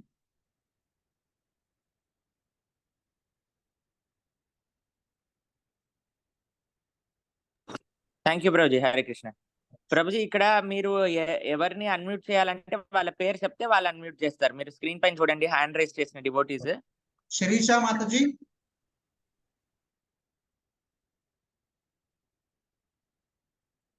అన్మ్యూట్ చేసి మాట్లాడండి. హరే కృష్ణ. ప్రణామాలు ప్రభుజీ. హరే కృష్ణ. చాలా చాలా చాలా డౌట్స్ క్లియర్ అయ్యాయి. మీరు చాలా బాగా చెప్పారు మాయావాదం గురించి. నా మైండ్ లో ఎన్నో థాట్స్, వాటికి ఇవాళ సమాధానం దొరికింది మా ప్రభుజీ పుణ్యమా అని. ఏంటంటే నాకు ఇది ఏంటి అంటే, ఇది శంకరాచార్యుల ఇప్పుడు మతం వాళ్ళ దానిలో ఉండి మనం ఇందులో దీక్ష తీసుకోవచ్చా ప్రభుజీ? నాకు ఇది ఒక డౌట్. వైష్ణవ దానిలోకి ఇప్పుడు మా మామయ్య వాళ్ళు అంటున్నారు, శంకర మనం ఆది కదా, నువ్వు ఇది ఎలా తీసుకుంటావు అని అంటున్నారు. అత్తయ్య మామయ్య, నాకు అది కొంచెం డౌట్ గా ఉంది ప్రభుజీ, దాని గురించి చెప్పగలరా మీరు? లేదండి, ఎలాగైతే మనం ఇప్పుడే చెప్పుకున్నాం కదా, నిరాకార బ్రహ్మము, సాకార బ్రహ్మము అని ఉన్నాయి కదా. నిరాకార బ్రహ్మం అనేది పాక్షిక అవగాహన, సాకార బ్రహ్మం అనేది పూర్ణ అవగాహన. శంకర సాంప్రదాయంలో ఉంటూ ఈ యొక్క భక్తి గురించి, భగవంతుని గురించి తెలుసుకొని, భగవంతుని పట్ల ప్రేమాభావాన్ని ఏర్పరచుకొని భగవంతునికి సేవ చేయాలన్నటువంటి ఉద్దేశాన్ని పొందడము అత్యంత ఉత్తమమైంది. దానికి మించి మరొకటి ఏం లేదు. అలాంటి ఉద్దేశాన్ని ఎప్పుడు పెట్టుకోవద్దు. మీరు తప్పకుండా భగవంతుని గురించి ఇంకెక్కువ తెలుసుకొని ఇంకా ఎక్కువ మొత్తంలో భగవంతుని సేవలో నిమగ్నం అవుతారని చెప్పి ఆశిస్తున్నాను. Thank you so much Prabhuji. మీ ఆశీస్సులు ఉండాలి. Thank you. చాలా చాలా బాగుంది ప్రభుజీ, చాలా బాగా చెప్పారు క్లాస్. చాలా చాలా అసలు ఎన్నో విషయాలు నా మైండ్ లో. ధన్యవాదాలు. ప్రభుజీ, ఇంకో డౌట్ ఉంది ప్రభుజీ డివోటీస్ వైపు నుంచి. ప్రభుజీ, మన ఇంట్లో కొన్ని ఇప్పుడు చూడండి ప్రభుజీ, మాక్సిమం చాలా మటుకు మంది వైష్ణవ కుటుంబాలలో పుట్టి ఉండరు. వాళ్ళ అత్తగారు మామగారులు ఒక సాంప్రదాయాన్ని ఆచరిస్తూ ఉంటారు, లేదా వాళ్ళ ఇంట్లో ఒక కుల దైవం అని ఉంటుంది. మోస్ట్ ఆఫ్ దెమ్ చాలా మందికి వెంకటేశ్వర స్వామి ఉంటారు, లేదా శివుడు ఉంటారు. అయితే ఎప్పుడైతే వాళ్ళు డివోటీస్ క్లాసెస్ వింటారో, మంచిగా భక్తి గురించి తెలుసుకుంటారో, సిద్ధాంతం తెలుసుకుంటారో, వాళ్ళకి ఒకటి ఏంటి అని అంటే, అరే మా అత్తగారు మామగారు లేదా మా నాన్నగారు అమ్మగారు ఒక మార్గాన్ని అనుసరిస్తే మనం దీన్ని దాటి ముందుకెళ్ళొచ్చా అని అంటూ ఉంటారు ప్రభుజీ. అయితే వాళ్ళకి చాలా భయంగా ఉంటుంది, అరే ఏమైపోతుందో, మన మన కుల ధర్మాన్ని లేదా మా సాంప్రదాయంలో వచ్చిన వాళ్ళు మా ఇంటి దేవుళ్ళను వదిలేసి మనం కానీ వైష్ణవులం అయిపోతే ఏంటి అని చాలా మందికి ఈ రకాల భయాలు ఉంటాయి ప్రభుజీ. దీన్ని ఎట్లా మనము హ్యాండిల్ చేయాలి ప్రభుజీ? దీన్ని తాత్వికంగా మన శాస్త్రాలలో మనకి ఎన్నో ఎగ్జాంపుల్స్ ఉన్నాయి, చూడొచ్చు. మనం ఎప్పుడైతే ఎవరెవరు ఏం చేస్తున్నా సరే, ఎప్పుడైతే భక్తుల నుంచి వింటారో వారు మారారు అని. కానీ ఇలాంటి సెంటిమెంట్స్ చాలా ఉంటాయి ప్రభుజీ. ఆ సెంటిమెంట్స్ ని ఎలా మనం హ్యాండిల్ చేసేది ప్రభుజీ? దీనికి ఒక చిన్న ఉదాహరణ చెప్తాను. మనమందరం స్కూల్లో చదువుకొని పైకి వచ్చిన వాళ్ళమే. స్కూల్లో చదువుకున్నప్పుడు మనందరికీ ఒక ఫేవరెట్ టీచర్ ఉంటారు. మనము ప్రైమరీ స్కూల్లో చదువుకున్నప్పుడు మనకు ఒక ఫేవరెట్ టీచర్ ఉంటారు. ఆ తర్వాత అప్పర్ ప్రైమరీ స్కూల్లో ఒక ఫేవరెట్ టీచర్ ఉంటారు. హై స్కూల్లో ఒక ఫేవరెట్ టీచర్ ఉంటారు. మనం అలా ముందుకు వెళ్తున్న కొద్దీ మనకి ఫేవరెట్ టీచర్లు ఉంటారు, ప్రతి చోట ఉంటారు. అలా అని చెప్పేసి నాకు చిన్నప్పటి ప్రైమరీ స్కూల్లో నా ఫేవరెట్ టీచర్ ఉన్నారు, ఆయన తప్ప మిగతా వాళ్ళు ఎవరు టీచర్లు కాదు అని చెప్పి మనం చెప్పలేము. మనం ముందుకు వెళ్ళే కొద్దీ మనకి ఎవరైతే ప్రేరణ ఇస్తారో, మనకు ఎవరైతే విద్యాబుద్ధులను నేర్పిస్తారో, మనల్ని ఎవరైతే ప్రయోజకులుగా తీర్చిదిద్దుతారో వాళ్ళ పట్ల ఖచ్చితంగా మనకి ఒక ప్రేమాభావం ఏర్పడుతుంది. వాళ్ళు మనకి ఫేవరెట్ అవుతారు. అలాగే చిన్నప్పటి నుంచి మనం పెరిగిన వాతావరణం పరిస్థితి వల్ల, మనము వెళ్ళిన ప్రదేశాల వల్ల మనము ఒక్కొక్క దేవునికి ఆకర్షితులం అవుతాము. ఆ తర్వాత సమయానుకూలంగా మనం తెలుసుకున్న విషయాలు మన సాంగత్యం ద్వారా ఇలా భక్తి మార్గంలో రావడం జరుగుతుంది. అలా అని చెప్పేసి ఆ మిగతా దేవతల వల్ల విమర్శన భావం ఉండకూడదు. అలా అని అక్కడే ఆగిపోకూడదు. నా స్కూల్ టీచరే ఫేవరెట్ అని చెప్పేసి స్కూల్ వదిలి వెళ్ళను అని చెప్పేసి ఉండకూడదు. అలా స్కూల్ వదలకుండా కాలేజీకి వెళ్ళకుండా స్కూల్ని వదిలి కాలేజీకి వెళ్ళకుండా ఉంటే మనం ఎప్పటికీ ప్రయోజనకరం కాలం. అదేవిధంగా మన శాస్త్రంలో ఏం చెప్తున్నాయంటే ఈ దేవతలందరూ కూడా శ్రీ మహావిష్ణువు శ్రీకృష్ణుని యొక్క పరమ భక్తులు. వాళ్ళందరినీ మనము సీనియర్ భక్తులుగా, వాళ్ళలో కొందరిని ఎవరి పట్ల మనకైతే అవాజ్యమైనటువంటి స్నేహభావం ఉంటుందో వాళ్ళని ఆచార్యులుగా పరిగణించి వాళ్ళ ద్వారా ప్రోత్సాహం పొంది మనం భగవంతుని పట్ల మన యొక్క సేవాభావాన్ని వ్యక్తపరచుకోవాలి. ఎప్పుడూ ఎవరిని డిస్రెస్పెక్ట్ చేయకూడదు. ప్రతి దేవతలందరూ కూడా భగవంతుని యొక్క శుద్ధ భక్తులు. వాళ్ళు మనకంటే ఎన్నో వేల సంవత్సరాల ముందు నుంచి భగవంతునికి సేవ చేస్తూ భగవంతునికి భక్తి చేస్తూ ఉన్నారు. ఇప్పుడు మన చుట్టూ ప్రదేశాలలో ఇప్పుడు అంతెందుకు మనమే ఉన్నాము. మనందరిలో ఎవరైనా కొత్త డివోటీ వస్తే వాళ్ళపైన మనం ఎంతో రెస్పెక్ట్ గా ఉంటాము. ఉదాహరణకి వాళ్ళ నేనే వచ్చాను. సో మీలో నా గురించి చాలా తెలియకపోవచ్చు కూడా, బట్ నేను వేసుకున్న డ్రెస్ పట్లనో ప్రభుజీ చెప్పిన మాటల వలనో మీరు నా పైన ఒక రకమైన గౌరవభావంతో ఉండొచ్చు. నేను ఇవాళ పరిచయం నా పైన ఇంత గౌరవం ఉంటే ఆ దేవి దేవతల పైన ఇంకెంత గౌరవం ఉండాలి మనకి. వాళ్ళందరూ విష్ణు భక్తులే. వాళ్ళందరూ మన భక్తి మార్గంలో రకరకాలైనటువంటి టీచర్లు. మనందరికీ ప్రోత్సాహాన్ని ఇచ్చి, జ్ఞానాన్ని ఇచ్చి, విద్యాబుద్ధులనిచ్చి మనని ఈ రోజు ఈ స్థితికి తీసుకురావడానికి దోహదపడ్డ వాళ్ళు. అలాంటి వాళ్ళ పైన మనం ఎప్పుడు కృతజ్ఞత భావంలో ఉండాలి. వాళ్ళని ఎప్పుడు తక్కువ చేసి చూడకూడదు. కాకపోతే వాళ్ళని కూడా భగవంతునితో సమానంగా కూడా చూడకూడదు. భగవంతుడు ఎలాగైతే భౌతిక జీవు రాశులకి శ్రోత కారణమో అలాగే దేవి దేవతలందరూ కూడా తనే కారణం. సో కాకపోతే వాళ్ళందరూ సీనియర్ భక్తులు, మనమంతా జూనియర్ భక్తులుగా మనం స్వీకరించి నడుచుకోవాలి. ఇది నా యొక్క అండర్స్టాండింగ్. ప్రభుజీ ఇంకొక చిన్న ప్రశ్న ప్రభుజీ, ఇక్కడ మన డివోటీస్ ఇక్కడ అడుగుతున్నారు, ఏదైనా రూల్ ఉందా ప్రభుజీ శాస్త్రాలలో? మనం ఏ కుటుంబంలో ఉంటే ఏదైతే మనకు ఉంటుందో అదే ఆచరించాలి, మనం కరెక్ట్ విషయాలు తెలుసుకున్నప్పుడు మారకూడదు అనే రూల్ ఎక్కడైనా ఉన్నదా? లేదు ప్రభు, అలాంటి రూల్ ఏం లేదు. కాకపోతే ఒక కాన్సెప్ట్ ఉంటుంది అన్నట్టు. కుల దేవత అని చెప్పేసి, తర్వాత వేదము అని చెప్పేసి, కొందరు బ్రాహ్మణులు మేము ఋగ్వేది బ్రాహ్మణులం అని చెప్పేసి, ఈ వేది బ్రాహ్మణులం అని చెప్పేసి అలా అంటారు. ఇవన్నీ ఏంటంటే వర్ణాశ్రమ దృష్ట్యా చెప్పడం జరిగింది. మనము చేసే వృత్తి ప్రకారంగా, మనము ఉండేటువంటి వర్ణము ప్రకారంగా, బ్రాహ్మణ వర్ణము, క్షత్రియ వర్ణము, వైశ్య శూద్ర వర్ణం ప్రకారము వాళ్ళ యొక్క వర్ణ ధర్మానికి, ఆశ్ర ధర్మానికి దోహదపడే విధంగా కొందరు ఋషులు, కొందరు దేవి దేవతలను వాళ్ళ యొక్క కుటుంబ దేవతలుగా పరిగణించి చెప్పడం జరిగింది. అది ఎక్కడి వరకు? మనము చేసే వర్ణాశ్రమ ధర్మానికి దోహదపడేంత వరకే. కాకపోతే శాస్త్రాలు ఏం చెప్తున్నాయి? అన్ని వర్ణాశ్రమ ధర్మాలు భగవంతుని ద్వారా సృష్టించడం జరిగింది. వాటి నియమ నిబంధనలని భగవంతుని చేయడం జరిగింది. వాటికి సంబంధించినటువంటి అధినేతలని కూడా నియమించింది కూడా భగవంతుడే. అలాంటి భగవంతుని సేవ చేయడం కోసము ఇలాంటి విషయాలు ఆటంకం కాకూడదు. అవన్నీ మనకి ప్రోత్సాహాన్ని ఇవ్వాలి. అవన్నీ మనల్ని ముందుకు తీసుకెళ్ళడానికి దోహదపడాలి. కానీ ముందుకు వెళ్ళే విషయంలో ఆటంకంగా ఎప్పుడూ కాకూడదు. అదే నేను చెప్పిన విధంగా ధర్మార్థ కామ మోక్షం అనేటువంటి ఒక మార్గము, భక్తి అనేటువంటి ఒక మార్గం ఉంది. ఈ రెండు మార్గాలని మించిన మార్గము అనన్య భక్తి. ఈ అనన్య భక్తిలో పూర్ణ రూపేణ భగవంతునికి సమర్పితం అవ్వాలి మనం.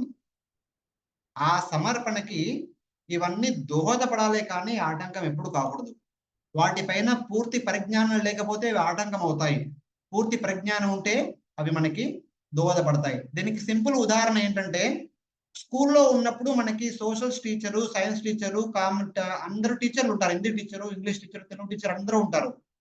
ఎప్పుడైతే మనం కాలేజీకి వెళ్తామో మనము ఏదో మ్యాథ్స్ తీసుకుంటాము, లేకపోతే సైన్స్ తీసుకుంటాము, ఆర్ట్స్ తీసుకుంటాము. సో మ్యాథ్స్ తీసుకున్న వాళ్ళు సోషల్ టీచర్ని తూలుమాడకూడదు. ఆ సోషల్ టీచర్కి ఏం తెలీదు, మ్యాథ్సే ఇంపార్టెంట్ అని చెప్పేసి అలా తూలుమాడకూడదు. అలా ఏం లేదు.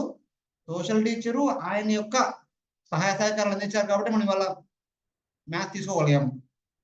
సో ఆ విధంగా ఈ నియమాలన్నీ మనల్ని భగవంతునికి దగ్గర చేర్చడానికి చేయబడినవే, భగవంతుని దూరంగా ఉంచడం కోసం కాదు. ఈ విషయం మనం అర్థం చేసుకోవాలి. ప్రభుజీ నేనేం చెప్తా, నన్ను చాలాసార్లు ఈ క్వశ్చన్స్ అడుగుతారు ప్రభుజీ. మా ఇంట్లో మేము ఇన్ని రోజుల నుంచి ఇది ఆరాధన చేస్తున్నాం, మా అత్తగారు మామగారు ఇలా చేశారు, మా నాన్నగారు అమ్మగారు ఇలా చేశారు, కాబట్టి మేము మారచ్చా అని అడుగుతారు ప్రభుజీ చాలా మంది. నేనేం చెప్తానంటే ప్రభుజీ, ఇప్పుడు చూడండి, మనము భగవంతుడి యొక్క భక్తి అనేది తెలుసుకోవటం అనేది బహూనాం జన్మనాం అంటే జ్ఞానవాన్ మాం ప్రపద్యతే వాసుదేవ సర్వమితి స మహాత్మ సుదుర్లభ. అలాంటి ఒక సుదుర్లభమైన అవకాశం మనకు వచ్చింది. మనము ఫస్ట్ భగవద్గీతలో మన శాస్త్రంలో నేర్చుకునేదే మనము శరీరం కాదు, మనం ఆత్మ అని. ఆత్మకి సంబంధించిన ధర్మము జీవేర స్వరూపమై కృష్ణేర నిత్యదాస్. ఆ దాసత్వ భావన వదిలేసి మనం కానీ శరీరంతో నేను పలానా కోడల్ని, పలానా అల్లుడిని, నేను వీళ్ళ అబ్బాయిని, వీళ్ళ ఇది అని కానీ మనం ఆలోచించామనుకోండి, ఏ జన్మలో మనం మళ్ళీ వైష్ణవ కుటుంబంలో పుట్టి మనకి వస్తుందో తెలియదు కదా.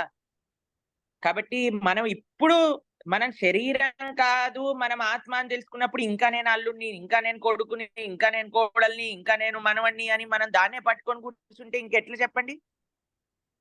కాబట్టి ఈ విషయం గురించి మనం ఇన్ని ప్రొద్దు నుంచి నేర్చుకునేది, ప్రతి రోజు వింటున్నాం ఇదే కాన్సెప్ట్. అయ్యా నువ్వు శరీరం కాదు, నువ్వు ఆత్మ, శరీరం కాదు నువ్వు ఆత్మ, ఆత్మకి సంబంధించిన ధర్మం భక్తి.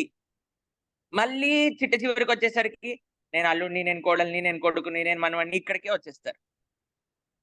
ఈ ఇంటి నుంచి ఫస్ట్ మనము ఈ దేహాత్మ బుద్ధిని వదిలేసినప్పుడే భక్తి అనేది ప్రారంభం అవుతుంది. అది గమనించుకోవాలి. కాబట్టి ఇలాంటి పట్టింపులు సరే, తప్పకుండా దీన్ని చాలా సెన్సిటివ్ గా హ్యాండిల్ చేయాలి. ఎందుకంటే ఈ పట్టింపులు ఎంత సీరియస్ మాకు తెలుసు. కాబట్టి వాళ్ళకి అర్థమయ్యే విధంగా చెప్పి చక్కగా మనము భక్తి మార్గంలో ముందుకెళ్ళొచ్చు. అటువంటి ప్రాబ్లం ఏం లేదు. కానీ మీ ఫ్యామిలీతో డీల్ చేసేటప్పుడు చాలా సెన్సిటివ్ గా డీల్ చేయాలి. ఓకే. ప్రభు, ఇంకెవరి ప్రశ్న తీసుకుందాం అనుకుంటున్నారు మీరు? చెప్తే మేము అన్మ్యూట్ చేస్తాం ప్రభు. ఎవరైనా పర్లేదు. సుజాత మాతాజీ.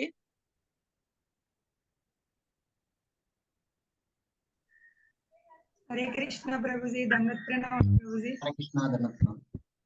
నాకైతే ఏ డౌట్లు రావు ప్రభుజీ. మీరందరూ ఏవి చెప్తారో అలా ముందుకెళ్లాలని నేను ప్రయత్నిస్తూ ఉంటాను ప్రభుజీ. అసలు భక్తి అంటే మా ప్రభుజీ వల్లే తెలిసింది, ప్రణవాంద ప్రభుజీ వల్లనే. అసలు మీరు ఇప్పుడు చెప్పినారు కదా ప్రభుజీ, అనన్య భక్తి అని. దాన్నైనా మేము కొనసాగించాలా ప్రభుజీ, దానికైనా మేము చెయ్యాలా అనేదే మా ప్రయత్నం ప్రభుజీ. ఇంకా భావ భక్తి అంటే చెప్పారు, అసలు అన్ని మర్చిపోయి ప్రతి నిమిషము భగవత్ ప్రేమలోనే ఉండాలని. కనీసం మేము అనన్య భక్తి అయినా ఆ సాధనలో అయినా మేము ముందుకు వెళ్ళాలని అనుకుంటాం ప్రభుజీ. మీరు అన్నారు కదా విద్యాహంకారం అని, ఎప్పుడు దాంట్లోనే ఉంటాం ప్రభుజీ. నాది, నేను అనేది ఈ అహంకారాలన్నీ తొలగించుకోవాలని. హరినామం అంటే ఈ చైతన్య మహాప్రభు బుక్ చదువుతుంటే ప్రభుజీ ఇంకా నామం మీద మాకు రుచి వస్తుంది ప్రభుజీ. అంటే దాని యొక్క విశిష్టత శ్రీ చైతన్య మహాప్రభు ఎంత బాగా చెప్పారు ప్రకాశానంద సరస్వతిగా. అసలు వింటుంటే ప్రభుజీ అసలు మనసు పులకించిపోతుంది ప్రభుజీ. అసలు మేమెంత పుణ్యం చేసుకున్నామో మీ అందరి సాంగత్యంలో ఇంత భగవద్భక్తిని చేసుకోవడానికి. అసలు ధన్యవాదం ప్రభుజీ. మీ అందరికీ అనంత కోటి ప్రణామాలు ప్రభుజీ. ఈ ధర్మార్థ కామ మోక్షాలలో పెట్టుకోకుండా కనీసం మన భక్తి మార్గంలో అయినా అని సేవ చేస్తూ ఉండాలి ఆ భగవంతునికి అని చెప్పారు. ఇవన్నీ ఆచరించాలని ప్రయత్నమే ఉంటుంది కానీ ప్రభుజీ నాకెందుకో మరి ఒక్క డౌట్లు కూడా రావు ప్రభుజీ. అది నాది భక్తో కాదో ఒక్కొక్కసారి నాకే డౌట్ వేస్తుంటుంది ప్రభుజీ. ఎందుకంటే మీరు ఏమి చెప్తారో అవి ఆచరిస్తాము, మాకేమి తెలియదు ఈ భక్తి గురించి, భగవంతుడి గురించి. మనందరికి మూలము, మనందరికి తల్లి, తండ్రి, దైవము, గురువు ఆ భగవంతుడే, ఆ శ్రీకృష్ణుడే అనేది నేను నమ్ముతున్నాను ప్రభుజీ. ఎందుకంటే ఆ నమ్మకాన్ని కలిగించింది కూడా మాకు ఆ ప్రభుజీనే. ఆయన వల్ల మేము ఇంత మాత్రమే ఈ భక్తి చేయగలుగుతున్నామంటే మీ అందరికి ప్రభుజీ, మీ అందరి గురువుల వల్లనే ప్రభుజీ. అసలు మీరు ఈ రోజు క్లాస్ చెప్పినది, నిన్న మొన్న మేము చదివేదంతా ప్రభుజీ ఆ నామం గురించి వింటుంటే దాని మీద ఇంకా ఇంకా మాకు రుచి పెరుగుతుంది ప్రభుజీ. నామాన్ని క్వాలిటీగా చేయాలి, క్వాంటిటీగా చేయకూడదు అనేది ఇంకా బాగా తెలుసుకున్నాం ప్రభుజీ. దాన్ని మన చెవులు కర్ణరంధ్రాల్లో నుంచి మన హృదయంలోకి తీసుకొని ఆ హృదయంలో ఉండి అహంకారాలన్నీ, ఈర్ష ద్వేషాలన్నీ తొలగించుకోవాలని అయితే ప్రయత్నం చేసి ఆ భగవంతుడికి శరణు వేడుతున్నాం ప్రభుజీ. మీరు అన్నారు కదా మాసచహ అని, ఆ ఒక్కటి నాకు కూడా చాలా ఇష్టం ప్రభుజీ. ఆ శ్లోకం భగవద్గీతలో ఎప్పుడు ఆ భగవంతుని నేను అదే కోరుకుంటున్నాను ప్రభుజీ. నాలో ఉండేటివన్నీ కల్మషాలు తొలగించి భగవంతుడా నీ నిర్హేతుమైన కృప నాపై వర్షించాలా మా అందరి పట్ల ప్రభుజీ. సాధ్యమైనంత వరకు నేను కూడా చెప్తూ ఉంటాను ప్రభుజీ, అందరికీ మాలలు ఇస్తూ ఉంటాను. ప్రభుజీ చెప్పిన చిన్న చిన్న పాయింట్లు, అతి సులభమైన మార్గం ఈ కలియుగంలో హరినామము, దీనికన్నా మించినది మనకి ఏదీ లేదు అని వాళ్ళకి చెప్తూ ఉంటాను. చాలా మంది జపాలు కూడా తీసుకున్నారు ప్రభుజీ నా దగ్గర నుంచి. వాళ్ళు కూడా మంచిగా భక్తి మాతాజీ మాతాజీ షాప్ లో కూర్చుంటారనమాట. అయితే షాప్ లో జపమాలలు పెట్టారు. పెట్టి వచ్చిన కస్టమర్స్ అందరికి జపమాలలు ఇస్తూ ఉంటారన్నమాట. వాళ్ళని జపం చేయమంటే కస్టమర్స్ తీసుకొని జపం చేస్తూ ఉంటారు. వీళ్ళ షాప్ కి వచ్చిన దాని వల్ల వాళ్ళకి భౌతికమైన పారమార్థికమైన 2 లాభాలు కలుగుతున్నాయి అన్నమాట. Okay, next Meenakshi Mataji, Puttaparthi Meenakshi Mataji. ప్రభుజీ మేము ఆ మాతాజీ కాదు, అంటే ఒక్క నిమిషం మాతాజీ, నేను మాతాజీని అన్మ్యూట్ చేస్తాను, తర్వాత మళ్ళీ మీరు మాట్లాడతారు. ఫస్ట్ మీనాక్షి మాతాజీ మాట్లాడండి. ఇద్దరికి ఇక్కడ మోక్షము అనన్య భక్తి అనేది రెండు ఒకటేనా ప్రభుజీ? మోక్షం కోరుకోవడం అనేది అనన్య భక్తి నాది. ఇక్కడ మోక్షం గురించి మనం చర్చించుకోలేదు, కొన్ని టెక్నికల్ తెలుసు. ధర్మార్థ కామ మోక్షాలు అన్నారు కదండి ప్రభుజీ. మోక్షంలో 5 భాగాలు ఉంటాయి. సాయుజ్య ముక్తి అని, సాలోక ముక్తి, సారిష్టి, సామీప్య, సారూప్య. ఈ 5 మళ్ళీ 2 విభాగాలు.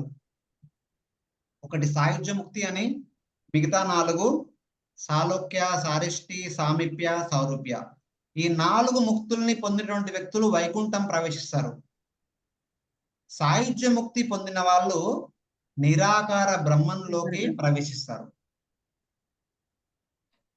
మన భారతదేశంలో ఉన్నటువంటి రకరకాల సాంప్రదాయాలు, ప్రచారాలు, వీళ్ళ ఆధారంగా మనం పుస్తకాలను చదవడం ద్వారా మనం ఎప్పుడైతే మోక్షం అని వింటామో, ధర్మార్థ కామ మోక్షము, ఈ మోక్షం అనే పదాన్ని సాయుజ్య ముక్తి కింద వాడతారు. సాయుజ్య ముక్తి కిందనే జనరల్ గా అందరూ అర్థం చేసుకుంటారు. మిగతా 4 అంత వాటిపైన అంత శ్రద్ధ చూపించరు. ఎందుకంటే ధర్మార్థ కామమోక్షంలో సాయుజ్య ముక్తి గురించి అని చెప్పేది ఎప్పుడు చెప్తూనే ఉంటారు. నాకు కైవల్యం పొందాను, మోక్షం పొందాను, ముక్తి పొందాను అని చెప్పేసి అందరూ అనుకుంటారు. నేను కైవల్యంలోకి ఎంటర్ అయ్యాను, సంసార బంధాల నుంచి విడిపోయి కైవల్యంలోకి ఎంటర్ అయిపోయాను, ఇక నాకు ఇక్కడ పరమశాంతియే అని అనుకుంటారు అందరూ. కాకపోతే మన వైష్ణవ ఆచార్యులు ఏమంటారంటే, కైవల్యం అనేటువంటి నిర్విశేషమైనటువంటి నిర్గుణ బ్రహ్మంలోకి ప్రవేశించి అక్కడ ఏం చేయకుండా ఒక అది నిశ్చలమైన స్థితిలో ఉండడం కంటే వైకుంఠంలో వెళ్ళి భగవంతునికి ప్రత్యక్ష రూపేణ సేవ చేయడం అనేది కోటాను కోట్ల అధికమైనది అని చెప్తారు. భాగవతంలో ఏం చెప్తారంటే, మనం ఇంతకుముందు మనం చర్చించుకున్నాము, ఏ భక్తుడైతే భావభక్తి స్థానానికి చేరుకొని ఆ భావభక్తిలో ప్రతి క్షణము భగవంతుని సేవలో నిమగ్నం అవుతాడో, ఆ సేవ ద్వారా పొందే ఆనందము బ్రహ్మంలో విలీనమైపోయిన తర్వాత పొందే ఆనందము కంటే 1,000,000 రెట్లు ఎక్కువ. ఆ తర్వాత చూడండి, ఇప్పుడు భావభక్తిలో పొందే ఆనందమే 1,000,000 రెట్లు బ్రహ్మానందము కంటే ఎక్కువైతే, ప్రేమ భక్తిలో ఇంకెంత ఉంటుంది? ఆ ప్రేమ భక్తి నుంచి వైకుంఠానికి పోయి, గోలోకానికి పోయి భగవంతుని యొక్క ప్రత్యక్ష సేవలో భాగస్థులైతే వాళ్ళు పొందే ఆనందం ఇంకా ఎన్ని రెట్లు ఉంటుంది? ఆ విషయం మనం అర్థం చేసుకోవాలి. ఈ విషయాన్ని మన వైష్ణవ ఆచార్యులు, శ్రీల ప్రభుపాదుల వారు, మన పూర్వ ఆచార్యులు పలుమార్లు చెప్తూనే ఉంటారు. ఈ విషయం చెప్పడం కోసం వాళ్ళు చాలా సార్లు బ్రహ్మానికి వెళ్ళిన వాళ్ళు తిరిగి వస్తారు. ఎందుకంటే అక్కడ మన సేవ లేదు. మనిషి ఒక పని చేయకుండా ఉండలేడు. మనం చేసే ప్రతి పనిలో ఒక రకమైనటువంటి ఆనందం ఉంది. కాకపోతే భక్తి ద్వారా వచ్చే ఆనందము అనన్యమైంది. అదే భక్తి ద్వారా వైకుంఠంలో భగవంతుని యొక్క నిజ ధామంలో వచ్చే ఆనందము దాన్ని మనం ఊహించని కూడా లేము.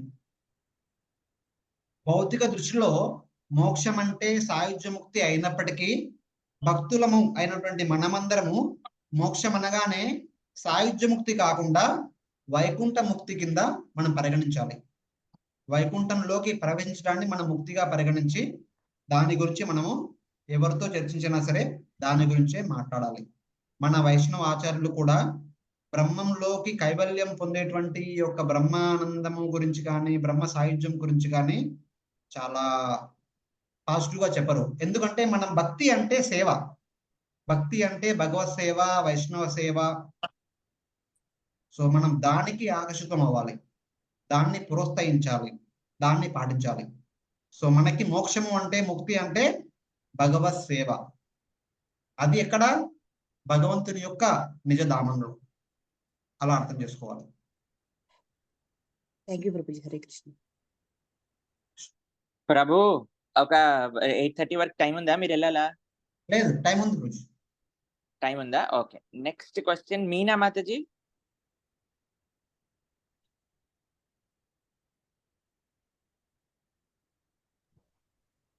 హరే కృష్ణ ప్రభుజీ. హరే కృష్ణ. ప్రణామ్ ప్రభుజీ. మీరు చెప్పారు కదా భగవద్గీతలో శ్రీకృష్ణుడు అర్జునుడికి అంటే 2 చాయిసెస్ ఇచ్చాడు, కామార్థ మోక్ష వాటి నుంచినా లేదంటే భక్తి సెలెక్ట్ చేసుకుంటావా అనేసి. అంటే నాకు డౌట్ ఏంటంటే ఇప్పుడున్న ప్రపంచంలో ఉన్న వాళ్ళు ఏది సెలెక్ట్ చేసుకొని, అంటే కొంతమంది ఇలాను అలాను అంటే 2 విధాలుగా ఉంటారు. సో ఈవెన్ నాకు కొంచెం క్లారిటీ లేదు ప్రభుజీ. ఇప్పుడు మన ఇస్కాన్లో కూడా చాలా మంది వివాహం చేసుకుని భక్తి ఫాలో అయ్యే వాళ్ళు ఉన్నారు. సో వాళ్ళు ఏది సెలెక్ట్ చేసుకున్నారనేసి నార్మల్గా భక్తి వెళ్ళే వాళ్ళు ఇలా కేటగిరీస్ ఉంటాయి కదా ప్రభుజీ. సో అలా ఎలాంటి కేటగిరీస్ ఉన్నాయి మన ప్రపంచంలో చెప్పగలరా? మొదటి కేటగిరీ ఈ రోజుల్లో ఉందా అంటే మనం కరెక్ట్ గా చెప్పలేము. ఎందుకంటే వర్ణాశ్రమ వ్యవస్థ ఒక రకంగా కనుమరుగైపోయింది. ఇప్పుడు ఎవరు ఏ వర్ణము అని మనం చెప్పలేము. బ్రాహ్మణులు ఎవరు, క్షత్రువులు ఎవరు, వైశ్యులు ఎవరు, శూద్రులు చెప్పడం కంటే మనకి ఇది ఈజీ. డాక్టర్లు ఎవరు, ఇంజనీర్లు ఎవరు, సిఏలు ఎవరు, లాయర్లు ఎవరు అని చెప్పడం చాలా ఈజీ. ఇప్పుడు వర్ణ సిస్టమ్ అంటేనే అదొక రకమైన డిఫరెంట్ రూపంలో ఏర్పడింది. సో ఆ రెగ్యులర్ మార్గము ధర్మార్థ కామ మోక్ష మార్గం అనేది మనకంతగా అగుపించదు. ఇక దాన్ని మనం ఎలా చూస్తామంటే మన చుట్టూ కనిపించే ప్రజలు వాళ్ళ ఇష్టానుసారము, ఓకే నాకు ఈ దేవి దేవతలు అంటే ఇష్టము, నాకు ఇది మా యొక్క వృత్తి ధర్మం, ఇది మేము ఈ పని చేసుకుంటాము, ఏం చేసినా సరే మంచిగా ధర్మంగా ఉండాలి, న్యాయంగా ఉండాలి, 10 మందికి దానం చేయాలి, అవసరాలకు దానం చేయాలి, తీర్థయాత్రలకు వెళ్ళాలి, ఇలాంటి జీవన విధానాన్ని పాటించే వాళ్ళని మనము ఆ ధర్మార్థ కామ మోక్షంలో వెళ్తున్నారని చెప్పేసి అనుకోవచ్చు. అంటే మన భారతదేశంలో ఉన్నటువంటి సాధారణ జనులు వాళ్ళలో కొంచెం భక్తి కూడా ఉంటుంది. వాళ్ళు విష్ణు టెంపుల్స్కి వెళ్తారు, తర్వాత మిగతా దేవతల టెంపుల్కి వెళ్తా ఉంటారు, తీర్థయాత్రలకు వెళ్తుంటారు, అది చేస్తుంటారు, అన్ని చేస్తూ ఉంటారు వాళ్ళు. అలాంటి వాళ్ళు ధర్మబద్ధంగా నడుచుకున్నటువంటి వాళ్ళని మనము ధర్మార్థ కామ మోక్షంలో ఉన్నారని అనుకోవచ్చు. అదేవిధంగా భక్తి చేస్తూ వర్ణాశ్రమ ధర్మాలని పాటిస్తూ ఉన్నవాళ్ళు ఏ విధంగా అయితే ఉన్నాయో ఆ విధంగా, ఇప్పుడు టీచర్ వాళ్ళు టీచర్ గాను, డాక్టర్ వాళ్ళు డాక్టర్ గాను, వాళ్ళ వృత్తి ధర్మాన్ని పాటిస్తూ వాళ్ళ గృహస్థ ధర్మాన్ని పాటిస్తూ భక్తి చేసే వాళ్ళందరూ భక్తి మార్గంలో నడుస్తున్నట్టుగా. భక్తి అంటే ఏదో వివాహానికి దూరంగా ఉండి అడవుల్లో ఉండడం అని కాదు అర్థం. మన గృహస్థ ధర్మాన్ని పాటిస్తూ మనం ఇంటి యొక్క విద్యుత్ ధర్మాలని పాటిస్తూ కూడా భగవంతుణ్ణి మన గృహానికి కేంద్ర బిందువుగా పరిగణిస్తూ మనం చేసే ప్రతి పనిని భగవంతుని యొక్క సేవ రూపంలో చేయడమే భక్తి. యత్కరోషి యదశ్నాషి యజ్జుహోషి తదాశియత్ యత్ తపస్యసి కౌంతేయ తత్కురుష్వ మదర్పణం. ఇది భక్తి యొక్క డెఫినేషన్. మనం ఇంట్లో చేసే ప్రతి పనిని, తాగే నీటితో సహా, తినే భోజనంతో సహా, మనం 10 మందికి సహాయం చేసే సహాయంతో సహా, మనం పాటించే నోములు, వ్రతాలు, తర్వాత మనం చేసే విద్యాభ్యాసాలు, ఇవన్నీ భగవంతుని సేవ రూపేణ చేయడమే భక్తి. ప్రభుజీ ఇప్పుడు అంటే ఇంకొకటి తర్వాత ఇది మెజారిటీ వాళ్ళు ఇలా చేయగలరు. వీటిలోనే కొందరు బ్రహ్మచారులు గాను, కొందరు గృహస్థులు గాను, కొందరు సన్యాసులు గాను, కొందరు వానప్రస్థులు గాను పరిగణించడం జరుగుతుంది. వాళ్ళ వయస్సును బట్టి, వాళ్ళ ఇష్టాలను బట్టి వాళ్ళు ఒక్కొక్క ఆశ్రమంలో నడుస్తూ ఉంటారు. వీటికంటే ఒక స్టెప్ ముందు వీటిలో భక్తి కూడా ఉంది, భౌతిక ధర్మాలు కూడా ఉన్నాయి. భౌతిక ధర్మాలన్నిటిని త్యజించి పూర్ణ రూపేణ భక్తిలో నిమగ్నమైన వాళ్ళని అనన్య భక్తులు అంటాము. వాళ్ళు ఏంటంటే భౌతిక ధర్మాలని ఆల్రెడీ నిర్వహించారు. ఆ ధర్మాలని మన ముందు తరాల వారికి అప్పగించి వాటన్నిటి నుండి విరామం తీసుకొని పూర్ణ రూపేణ శ్రవణము, కీర్తనము, స్మరణము, అర్చనము, వందనము, దాస్యము, సాఖ్యము, ఆత్మ నివేదనము, ఈ యొక్క నవవిధ భక్తుల్లో ఎవరైతే నిమగ్నులు అవుతారో వాళ్ళని అనన్య భక్తులు అంటారు. అదే ప్రభుజీ, అంటే ఇప్పుడు ఈవెన్ ఇప్పుడు భౌతిక ప్రపంచంలో ఉంటూ భక్తి చేస్తూ కూడా కొన్ని ఉంటాయి కదా ప్రభుజీ, మనం చెడు అలవాట్లు, అంటే ఇప్పుడు ఈవెన్ మనం కామం అనేసి డబ్బుల కోసం పడడం, ఇలా చాలా ఉంటాయి కదా, వాటిని కూడా అధిగమిస్తూ వెళ్తూ దాంట్లో భక్తి వెళ్తూ ఉండాలి. అదే కదా ప్రభుజీ? ప్రభుజీ, యాక్చువల్గా నేను ఇది ప్రణవానంద దాస్ ప్రభుజీని అడగదాం అనుకుంటున్నా. అంటే ఇది డౌట్ కాదు, ప్రభుజీ గ్రామాల్లో ప్రచారం చేయడానికి ఒక టీం ఫామ్ చేస్తున్నారని చెప్పారనమాట. లాస్ట్ టైం కూడా ఒకసారి అడిగాను నేను, అందులో స్త్రీలకి అవకాశం లేదా అంటే ఆ ప్రచారానికి. ఇప్పుడు నాకైతే మా విలేజ్లో నేను చాలా చూశానమాట. సో వాళ్ళకి ఏదో సర్వీస్ చేయాలి, గవర్నమెంట్ జాబ్స్లోకి వెళ్ళి పోలీస్ అయ్యి ఇది ఆపాలి అది ఆపాలి అని థాట్స్ ఉండేవి ఫస్ట్లో. నేను కృష్ణ కాన్షియస్నెస్కి వచ్చాక నాకు అర్థమైంది వాళ్ళకి అవసరమైంది అవి కాదు, ఇవి. అంటే భక్తి మార్గంలో వచ్చే ధర్మాన్ని ఎలా పాటించాలి, మనసుని ఎలా ఇది చేయాలి, ఇవేవి తెలియకపోవడం వల్ల అలా కల్లోలంగా ఉంది అనేసి. సో నాకేమనిపిస్తుంది అంటే నేను మంచిగా చదువుకుని లైక్ వాళ్ళకి ఈవెన్ నేను ఇప్పటి వరకు నేను మా విలేజ్ గురించి మాత్రమే ఆలోచించి నిర్ణయం తీసుకున్నాను అనమాట. సో ప్రచారం చేయాలి, చదువుకోవాలి మంచిగా అనేసి. సో దాంట్లో ప్రణవానంద దాస్ ప్రభుజీ హెల్ప్ చేస్తారేమో అని. నిజానికి నేను హరే కృష్ణ మాతాజీ, హరే కృష్ణ మాతాజీ, హరే కృష్ణ. ఎస్ మాతాజీ, తప్పకుండా ఫస్ట్ మీరు చక్కగా జపం చేయండి, చక్కగా మీరు భక్తి శాస్త్రి కోర్స్ ఫినిష్ చేయండి, మంచిగా శాస్త్రాలు భగవద్గీతాన్ని అర్థం చేసుకోండి. దాని తర్వాత బ్రహ్మాండంగా మీరు కూడా ప్రచారం చేద్దు, ఎలా చేయాలి ఏంటి అనే విషయాలన్నీ కూడా మళ్ళీ మనం మాట్లాడుకుందాం. Prabhuji, thank you Prabhuji, thank you so much. Next ప్రశ్న నివేదిత మాతాజీ, రాజమండ్రి.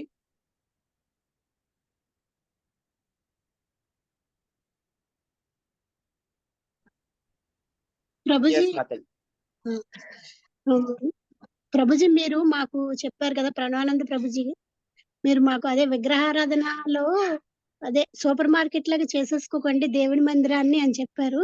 మీరు చెప్పిన తర్వాత నిజంగా తీసేయడం వల్ల అదే ఈ కోరికకి ఈ దేవుణ్ణి పూజించాలి, ఈ కోరికకి ఈ దేవుణ్ణి పూజించాలి అలా చెప్తూ ఉంటే అలాగా మా ఇంట్లో చాలా పెట్టేసుకోవడం అలా జరిగింది.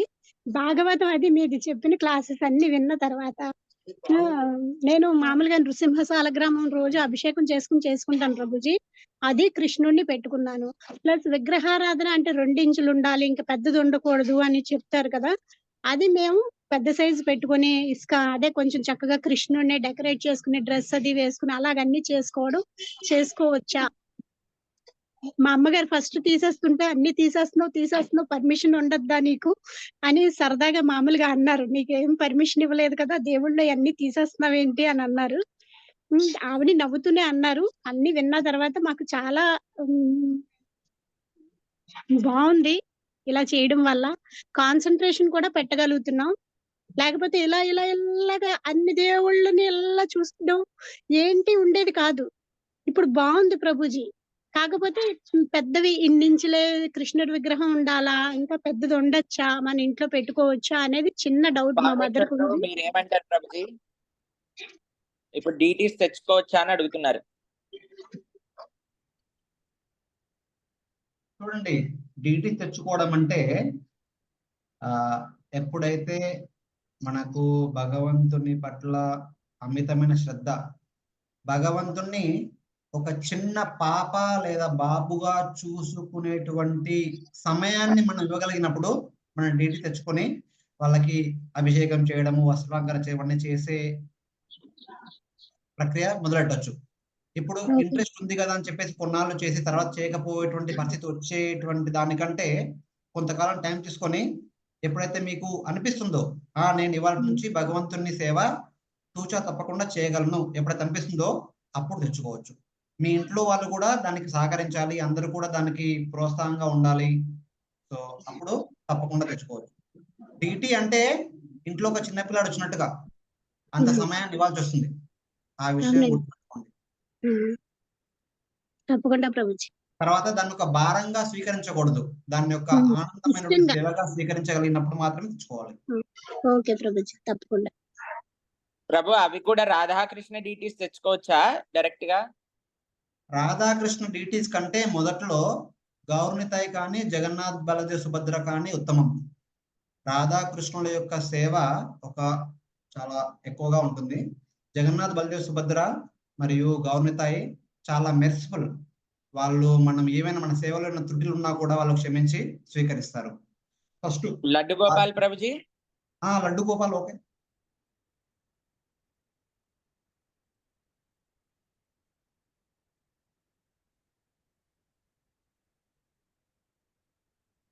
To start with yes okay. Laddu Gopal కానీ గౌర్నితాయ్ కానీ ఓకే. నెక్స్ట్ సుదీష్ణ మాతాజీ, గోపి ప్రభు. గోపి ప్రభు, కృష్ణ ప్రభుజీ, దండవత్ ప్రణామం ప్రభుజీ. సుదీష్ణ మాతాజీ. ప్రభుజీ, మనము ధర్మం తప్పకూడదు అనే దానప్పుడు మనకి అనుకూలంగా మన ఇంట్లో వాళ్ళు ఉంటారు కదా ప్రభుజీ. మనకి ఇది చాలా రోజులు అయింది, మిమ్మల్ని అడగల్లా వద్దా అనేది సందేహంలో ఉన్నా. మనమేం ఎప్పుడు వాళ్ళకి ప్రేమ కలుస్తున్నాం, మనం అన్ని కార్యక్రమాలు చేస్తున్నాం, మనం అన్ని ఏ బాధ్యత వదులుకోవడం లేదు. కానీ వాళ్ళు మనల్ని ఇబ్బంది పెడతానే ఉన్నప్పుడు మనం దూరంగా ఉండొచ్చా? ఇప్పుడు మా అమ్మగారు ప్రభు, మేము ఎంత పిలిచినా మా దగ్గరికి రమ్మంటే రారు. ఆ విషయం ఆమెని ఏం చేయాలి అర్థం కావట్లేదు ప్రభు. మా దగ్గర ఉండమ్మా అంటే రాదు. మేము ధర్మం తప్పకూడదని మా తాపత్రయం. బట్ ఆమె అయితే మాకు అనుకూలంగా అంటే మా దగ్గర ఉండడానికి ఆమెకి ఇష్టం లేదు. మేము ఎలా చేయాలి ప్రభు? పావనేశ్వర్ ప్రభు మీరే చెప్పండి రోజు, ఇదంతా కౌన్సిలింగ్. మీలాంటి స్కాలర్ ని ఇలాంటి ప్రశ్న అడిగితే ఎలా?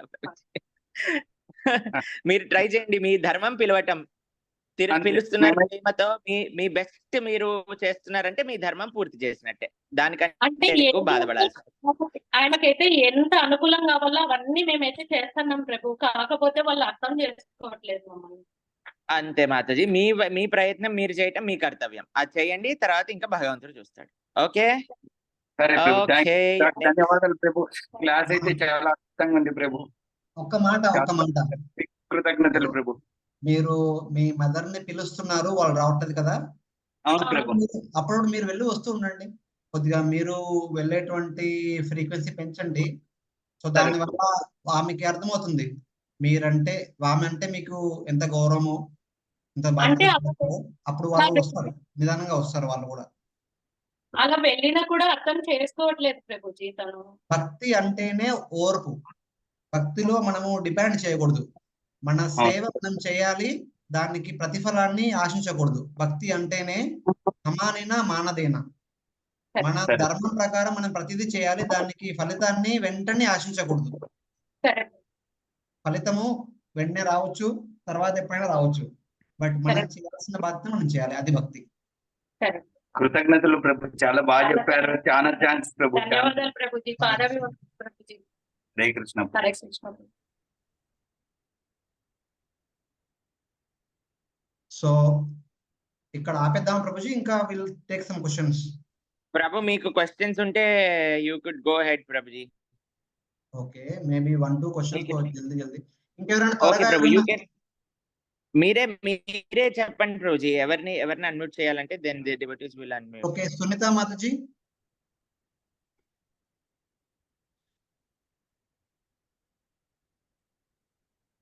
భారతి మాతాజీ. ఒక్క నిమిషం ప్రభుజీ, ఒక్క నిమిషం అన్మ్యూట్ చేస్తున్నారు, ఒక్క నిమిషం.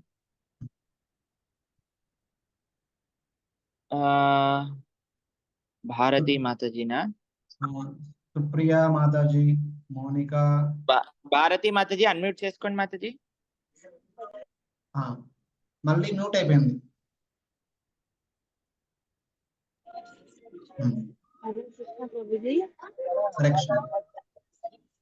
ప్రభుజీ మేము బ్యాంక్ లో జాబ్ చేస్తాం ప్రభుజీ. పొద్దున ఒక ½ అవర్ 1 అవర్ బాగానే ఉంటుంది ప్రభుజీ. మళ్ళీ ఆ వర్క్ లో పడిపోయినాక మళ్ళీ అంతా పొల్యూట్ అయిపోతుంది, మైండ్ అంతా పొల్యూట్ అయిపోతుంది ప్రభుజీ. రాత్రి వచ్చేసరికి 8:30, 9 అయిపోతుంది ప్రభుజీ. అంటే ఒక మెకానికల్ లైఫ్ ని మేము లీడ్ చేసుకోండి. ఇది ఎట్లా మేము పీస్ఫుల్ గా ఎట్లా ఉండాలంటే ఎట్లా చేయాలి ప్రభుజీ? ఈ భౌతిక ప్రపంచంలో పీస్ కావాలంటే దొరకదండి.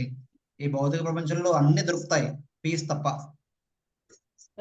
శారీరక, మానసిక, ప్రాకృతిక ఎన్నో రకాలైనటువంటి విపత్తులు ఉన్నటువంటి భౌతిక ప్రపంచంలో మనకి పీస్ అనేది ఎప్పుడు పూర్తిగా దొరికినా కూడా కొంతకాలం వరకే ఉంటుంది.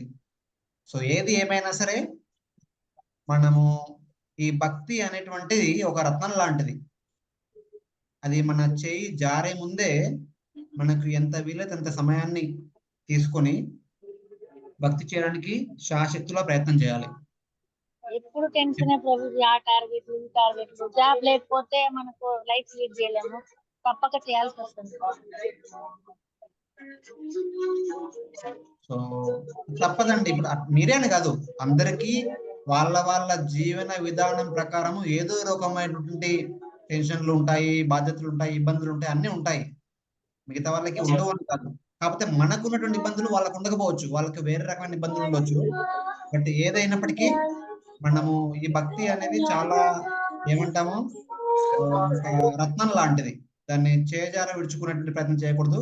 ఎలా వీలైతే అప్పుడు ఉదయం కొంచెము, మధ్యాహ్నం కొంచెము, సాయంత్రం కొంచెం, ఎప్పుడు వీలైతే అప్పుడు జపం చేసుకోవడము, ఎప్పుడు వీలైతే అప్పుడు ఇలాంటి క్లాసులు వినడము, ఎప్పుడు వీలైతే అప్పుడు భక్తులతో పాటు యాత్రకు వెళ్ళడము చేసుకోవాలి, తప్పదండి. అలా అని ఈ మన ధర్మాన్ని వదిలిపెట్టద్దు, మనం చేసే వృత్తి ధర్మాన్ని కూడా పాటించాలి, బట్ వీటిని కూడా పాటించాలి. ఈ భౌతిక జగతే అలాంటిది. దాన్ని భగవంతుడు ఏమంటారంటే దుఃఖాలయం అశాశ్వతం. ఈ భౌతిక జగత్తుకి పెట్టిన పేరు దుఃఖాలయం. ఈ దుఃఖాలయంలో మనం సుఖాన్ని వెతుకుంటే దొరకదండి. దొరికినా కూడా అది అశాశ్వతం, ఎక్కువ కాలం ఉండదు. సో దాన్ని మనం యాక్సెప్ట్ చేయాలి.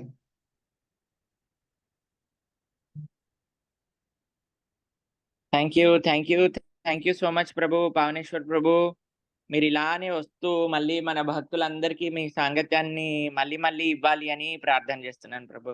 Hare Krishna. Thank you very much ప్రభుజీ. ఈ అవకాశాన్ని ఇచ్చినందుకు మీకు భక్తులందరికీ చాలా హృదయపూర్వక ధన్యవాదాలు. హరే కృష్ణ. Thank you Prabhuji. వచ్చినందుకు, ఇంత సమయం మన దగ్గర ఇచ్చినందుకు ఒకసారి అందరు కూడా ప్రభుజీ కృతజ్ఞతలు తెలుపుకుంటూ హరిబోల్ చెప్పండి. హరిబోల్, హరిబోల్, హరిబోల్. థ్యాంక్ యూ సో మచ్ ప్రభు. హిస్ గ్రేస్ పావనేశ్వర్ ప్రభుకి జై, శ్రీల ప్రభుపాద్కి జై. Hare Krishna Prabhuji. Thank you so much Prabhuji. జై.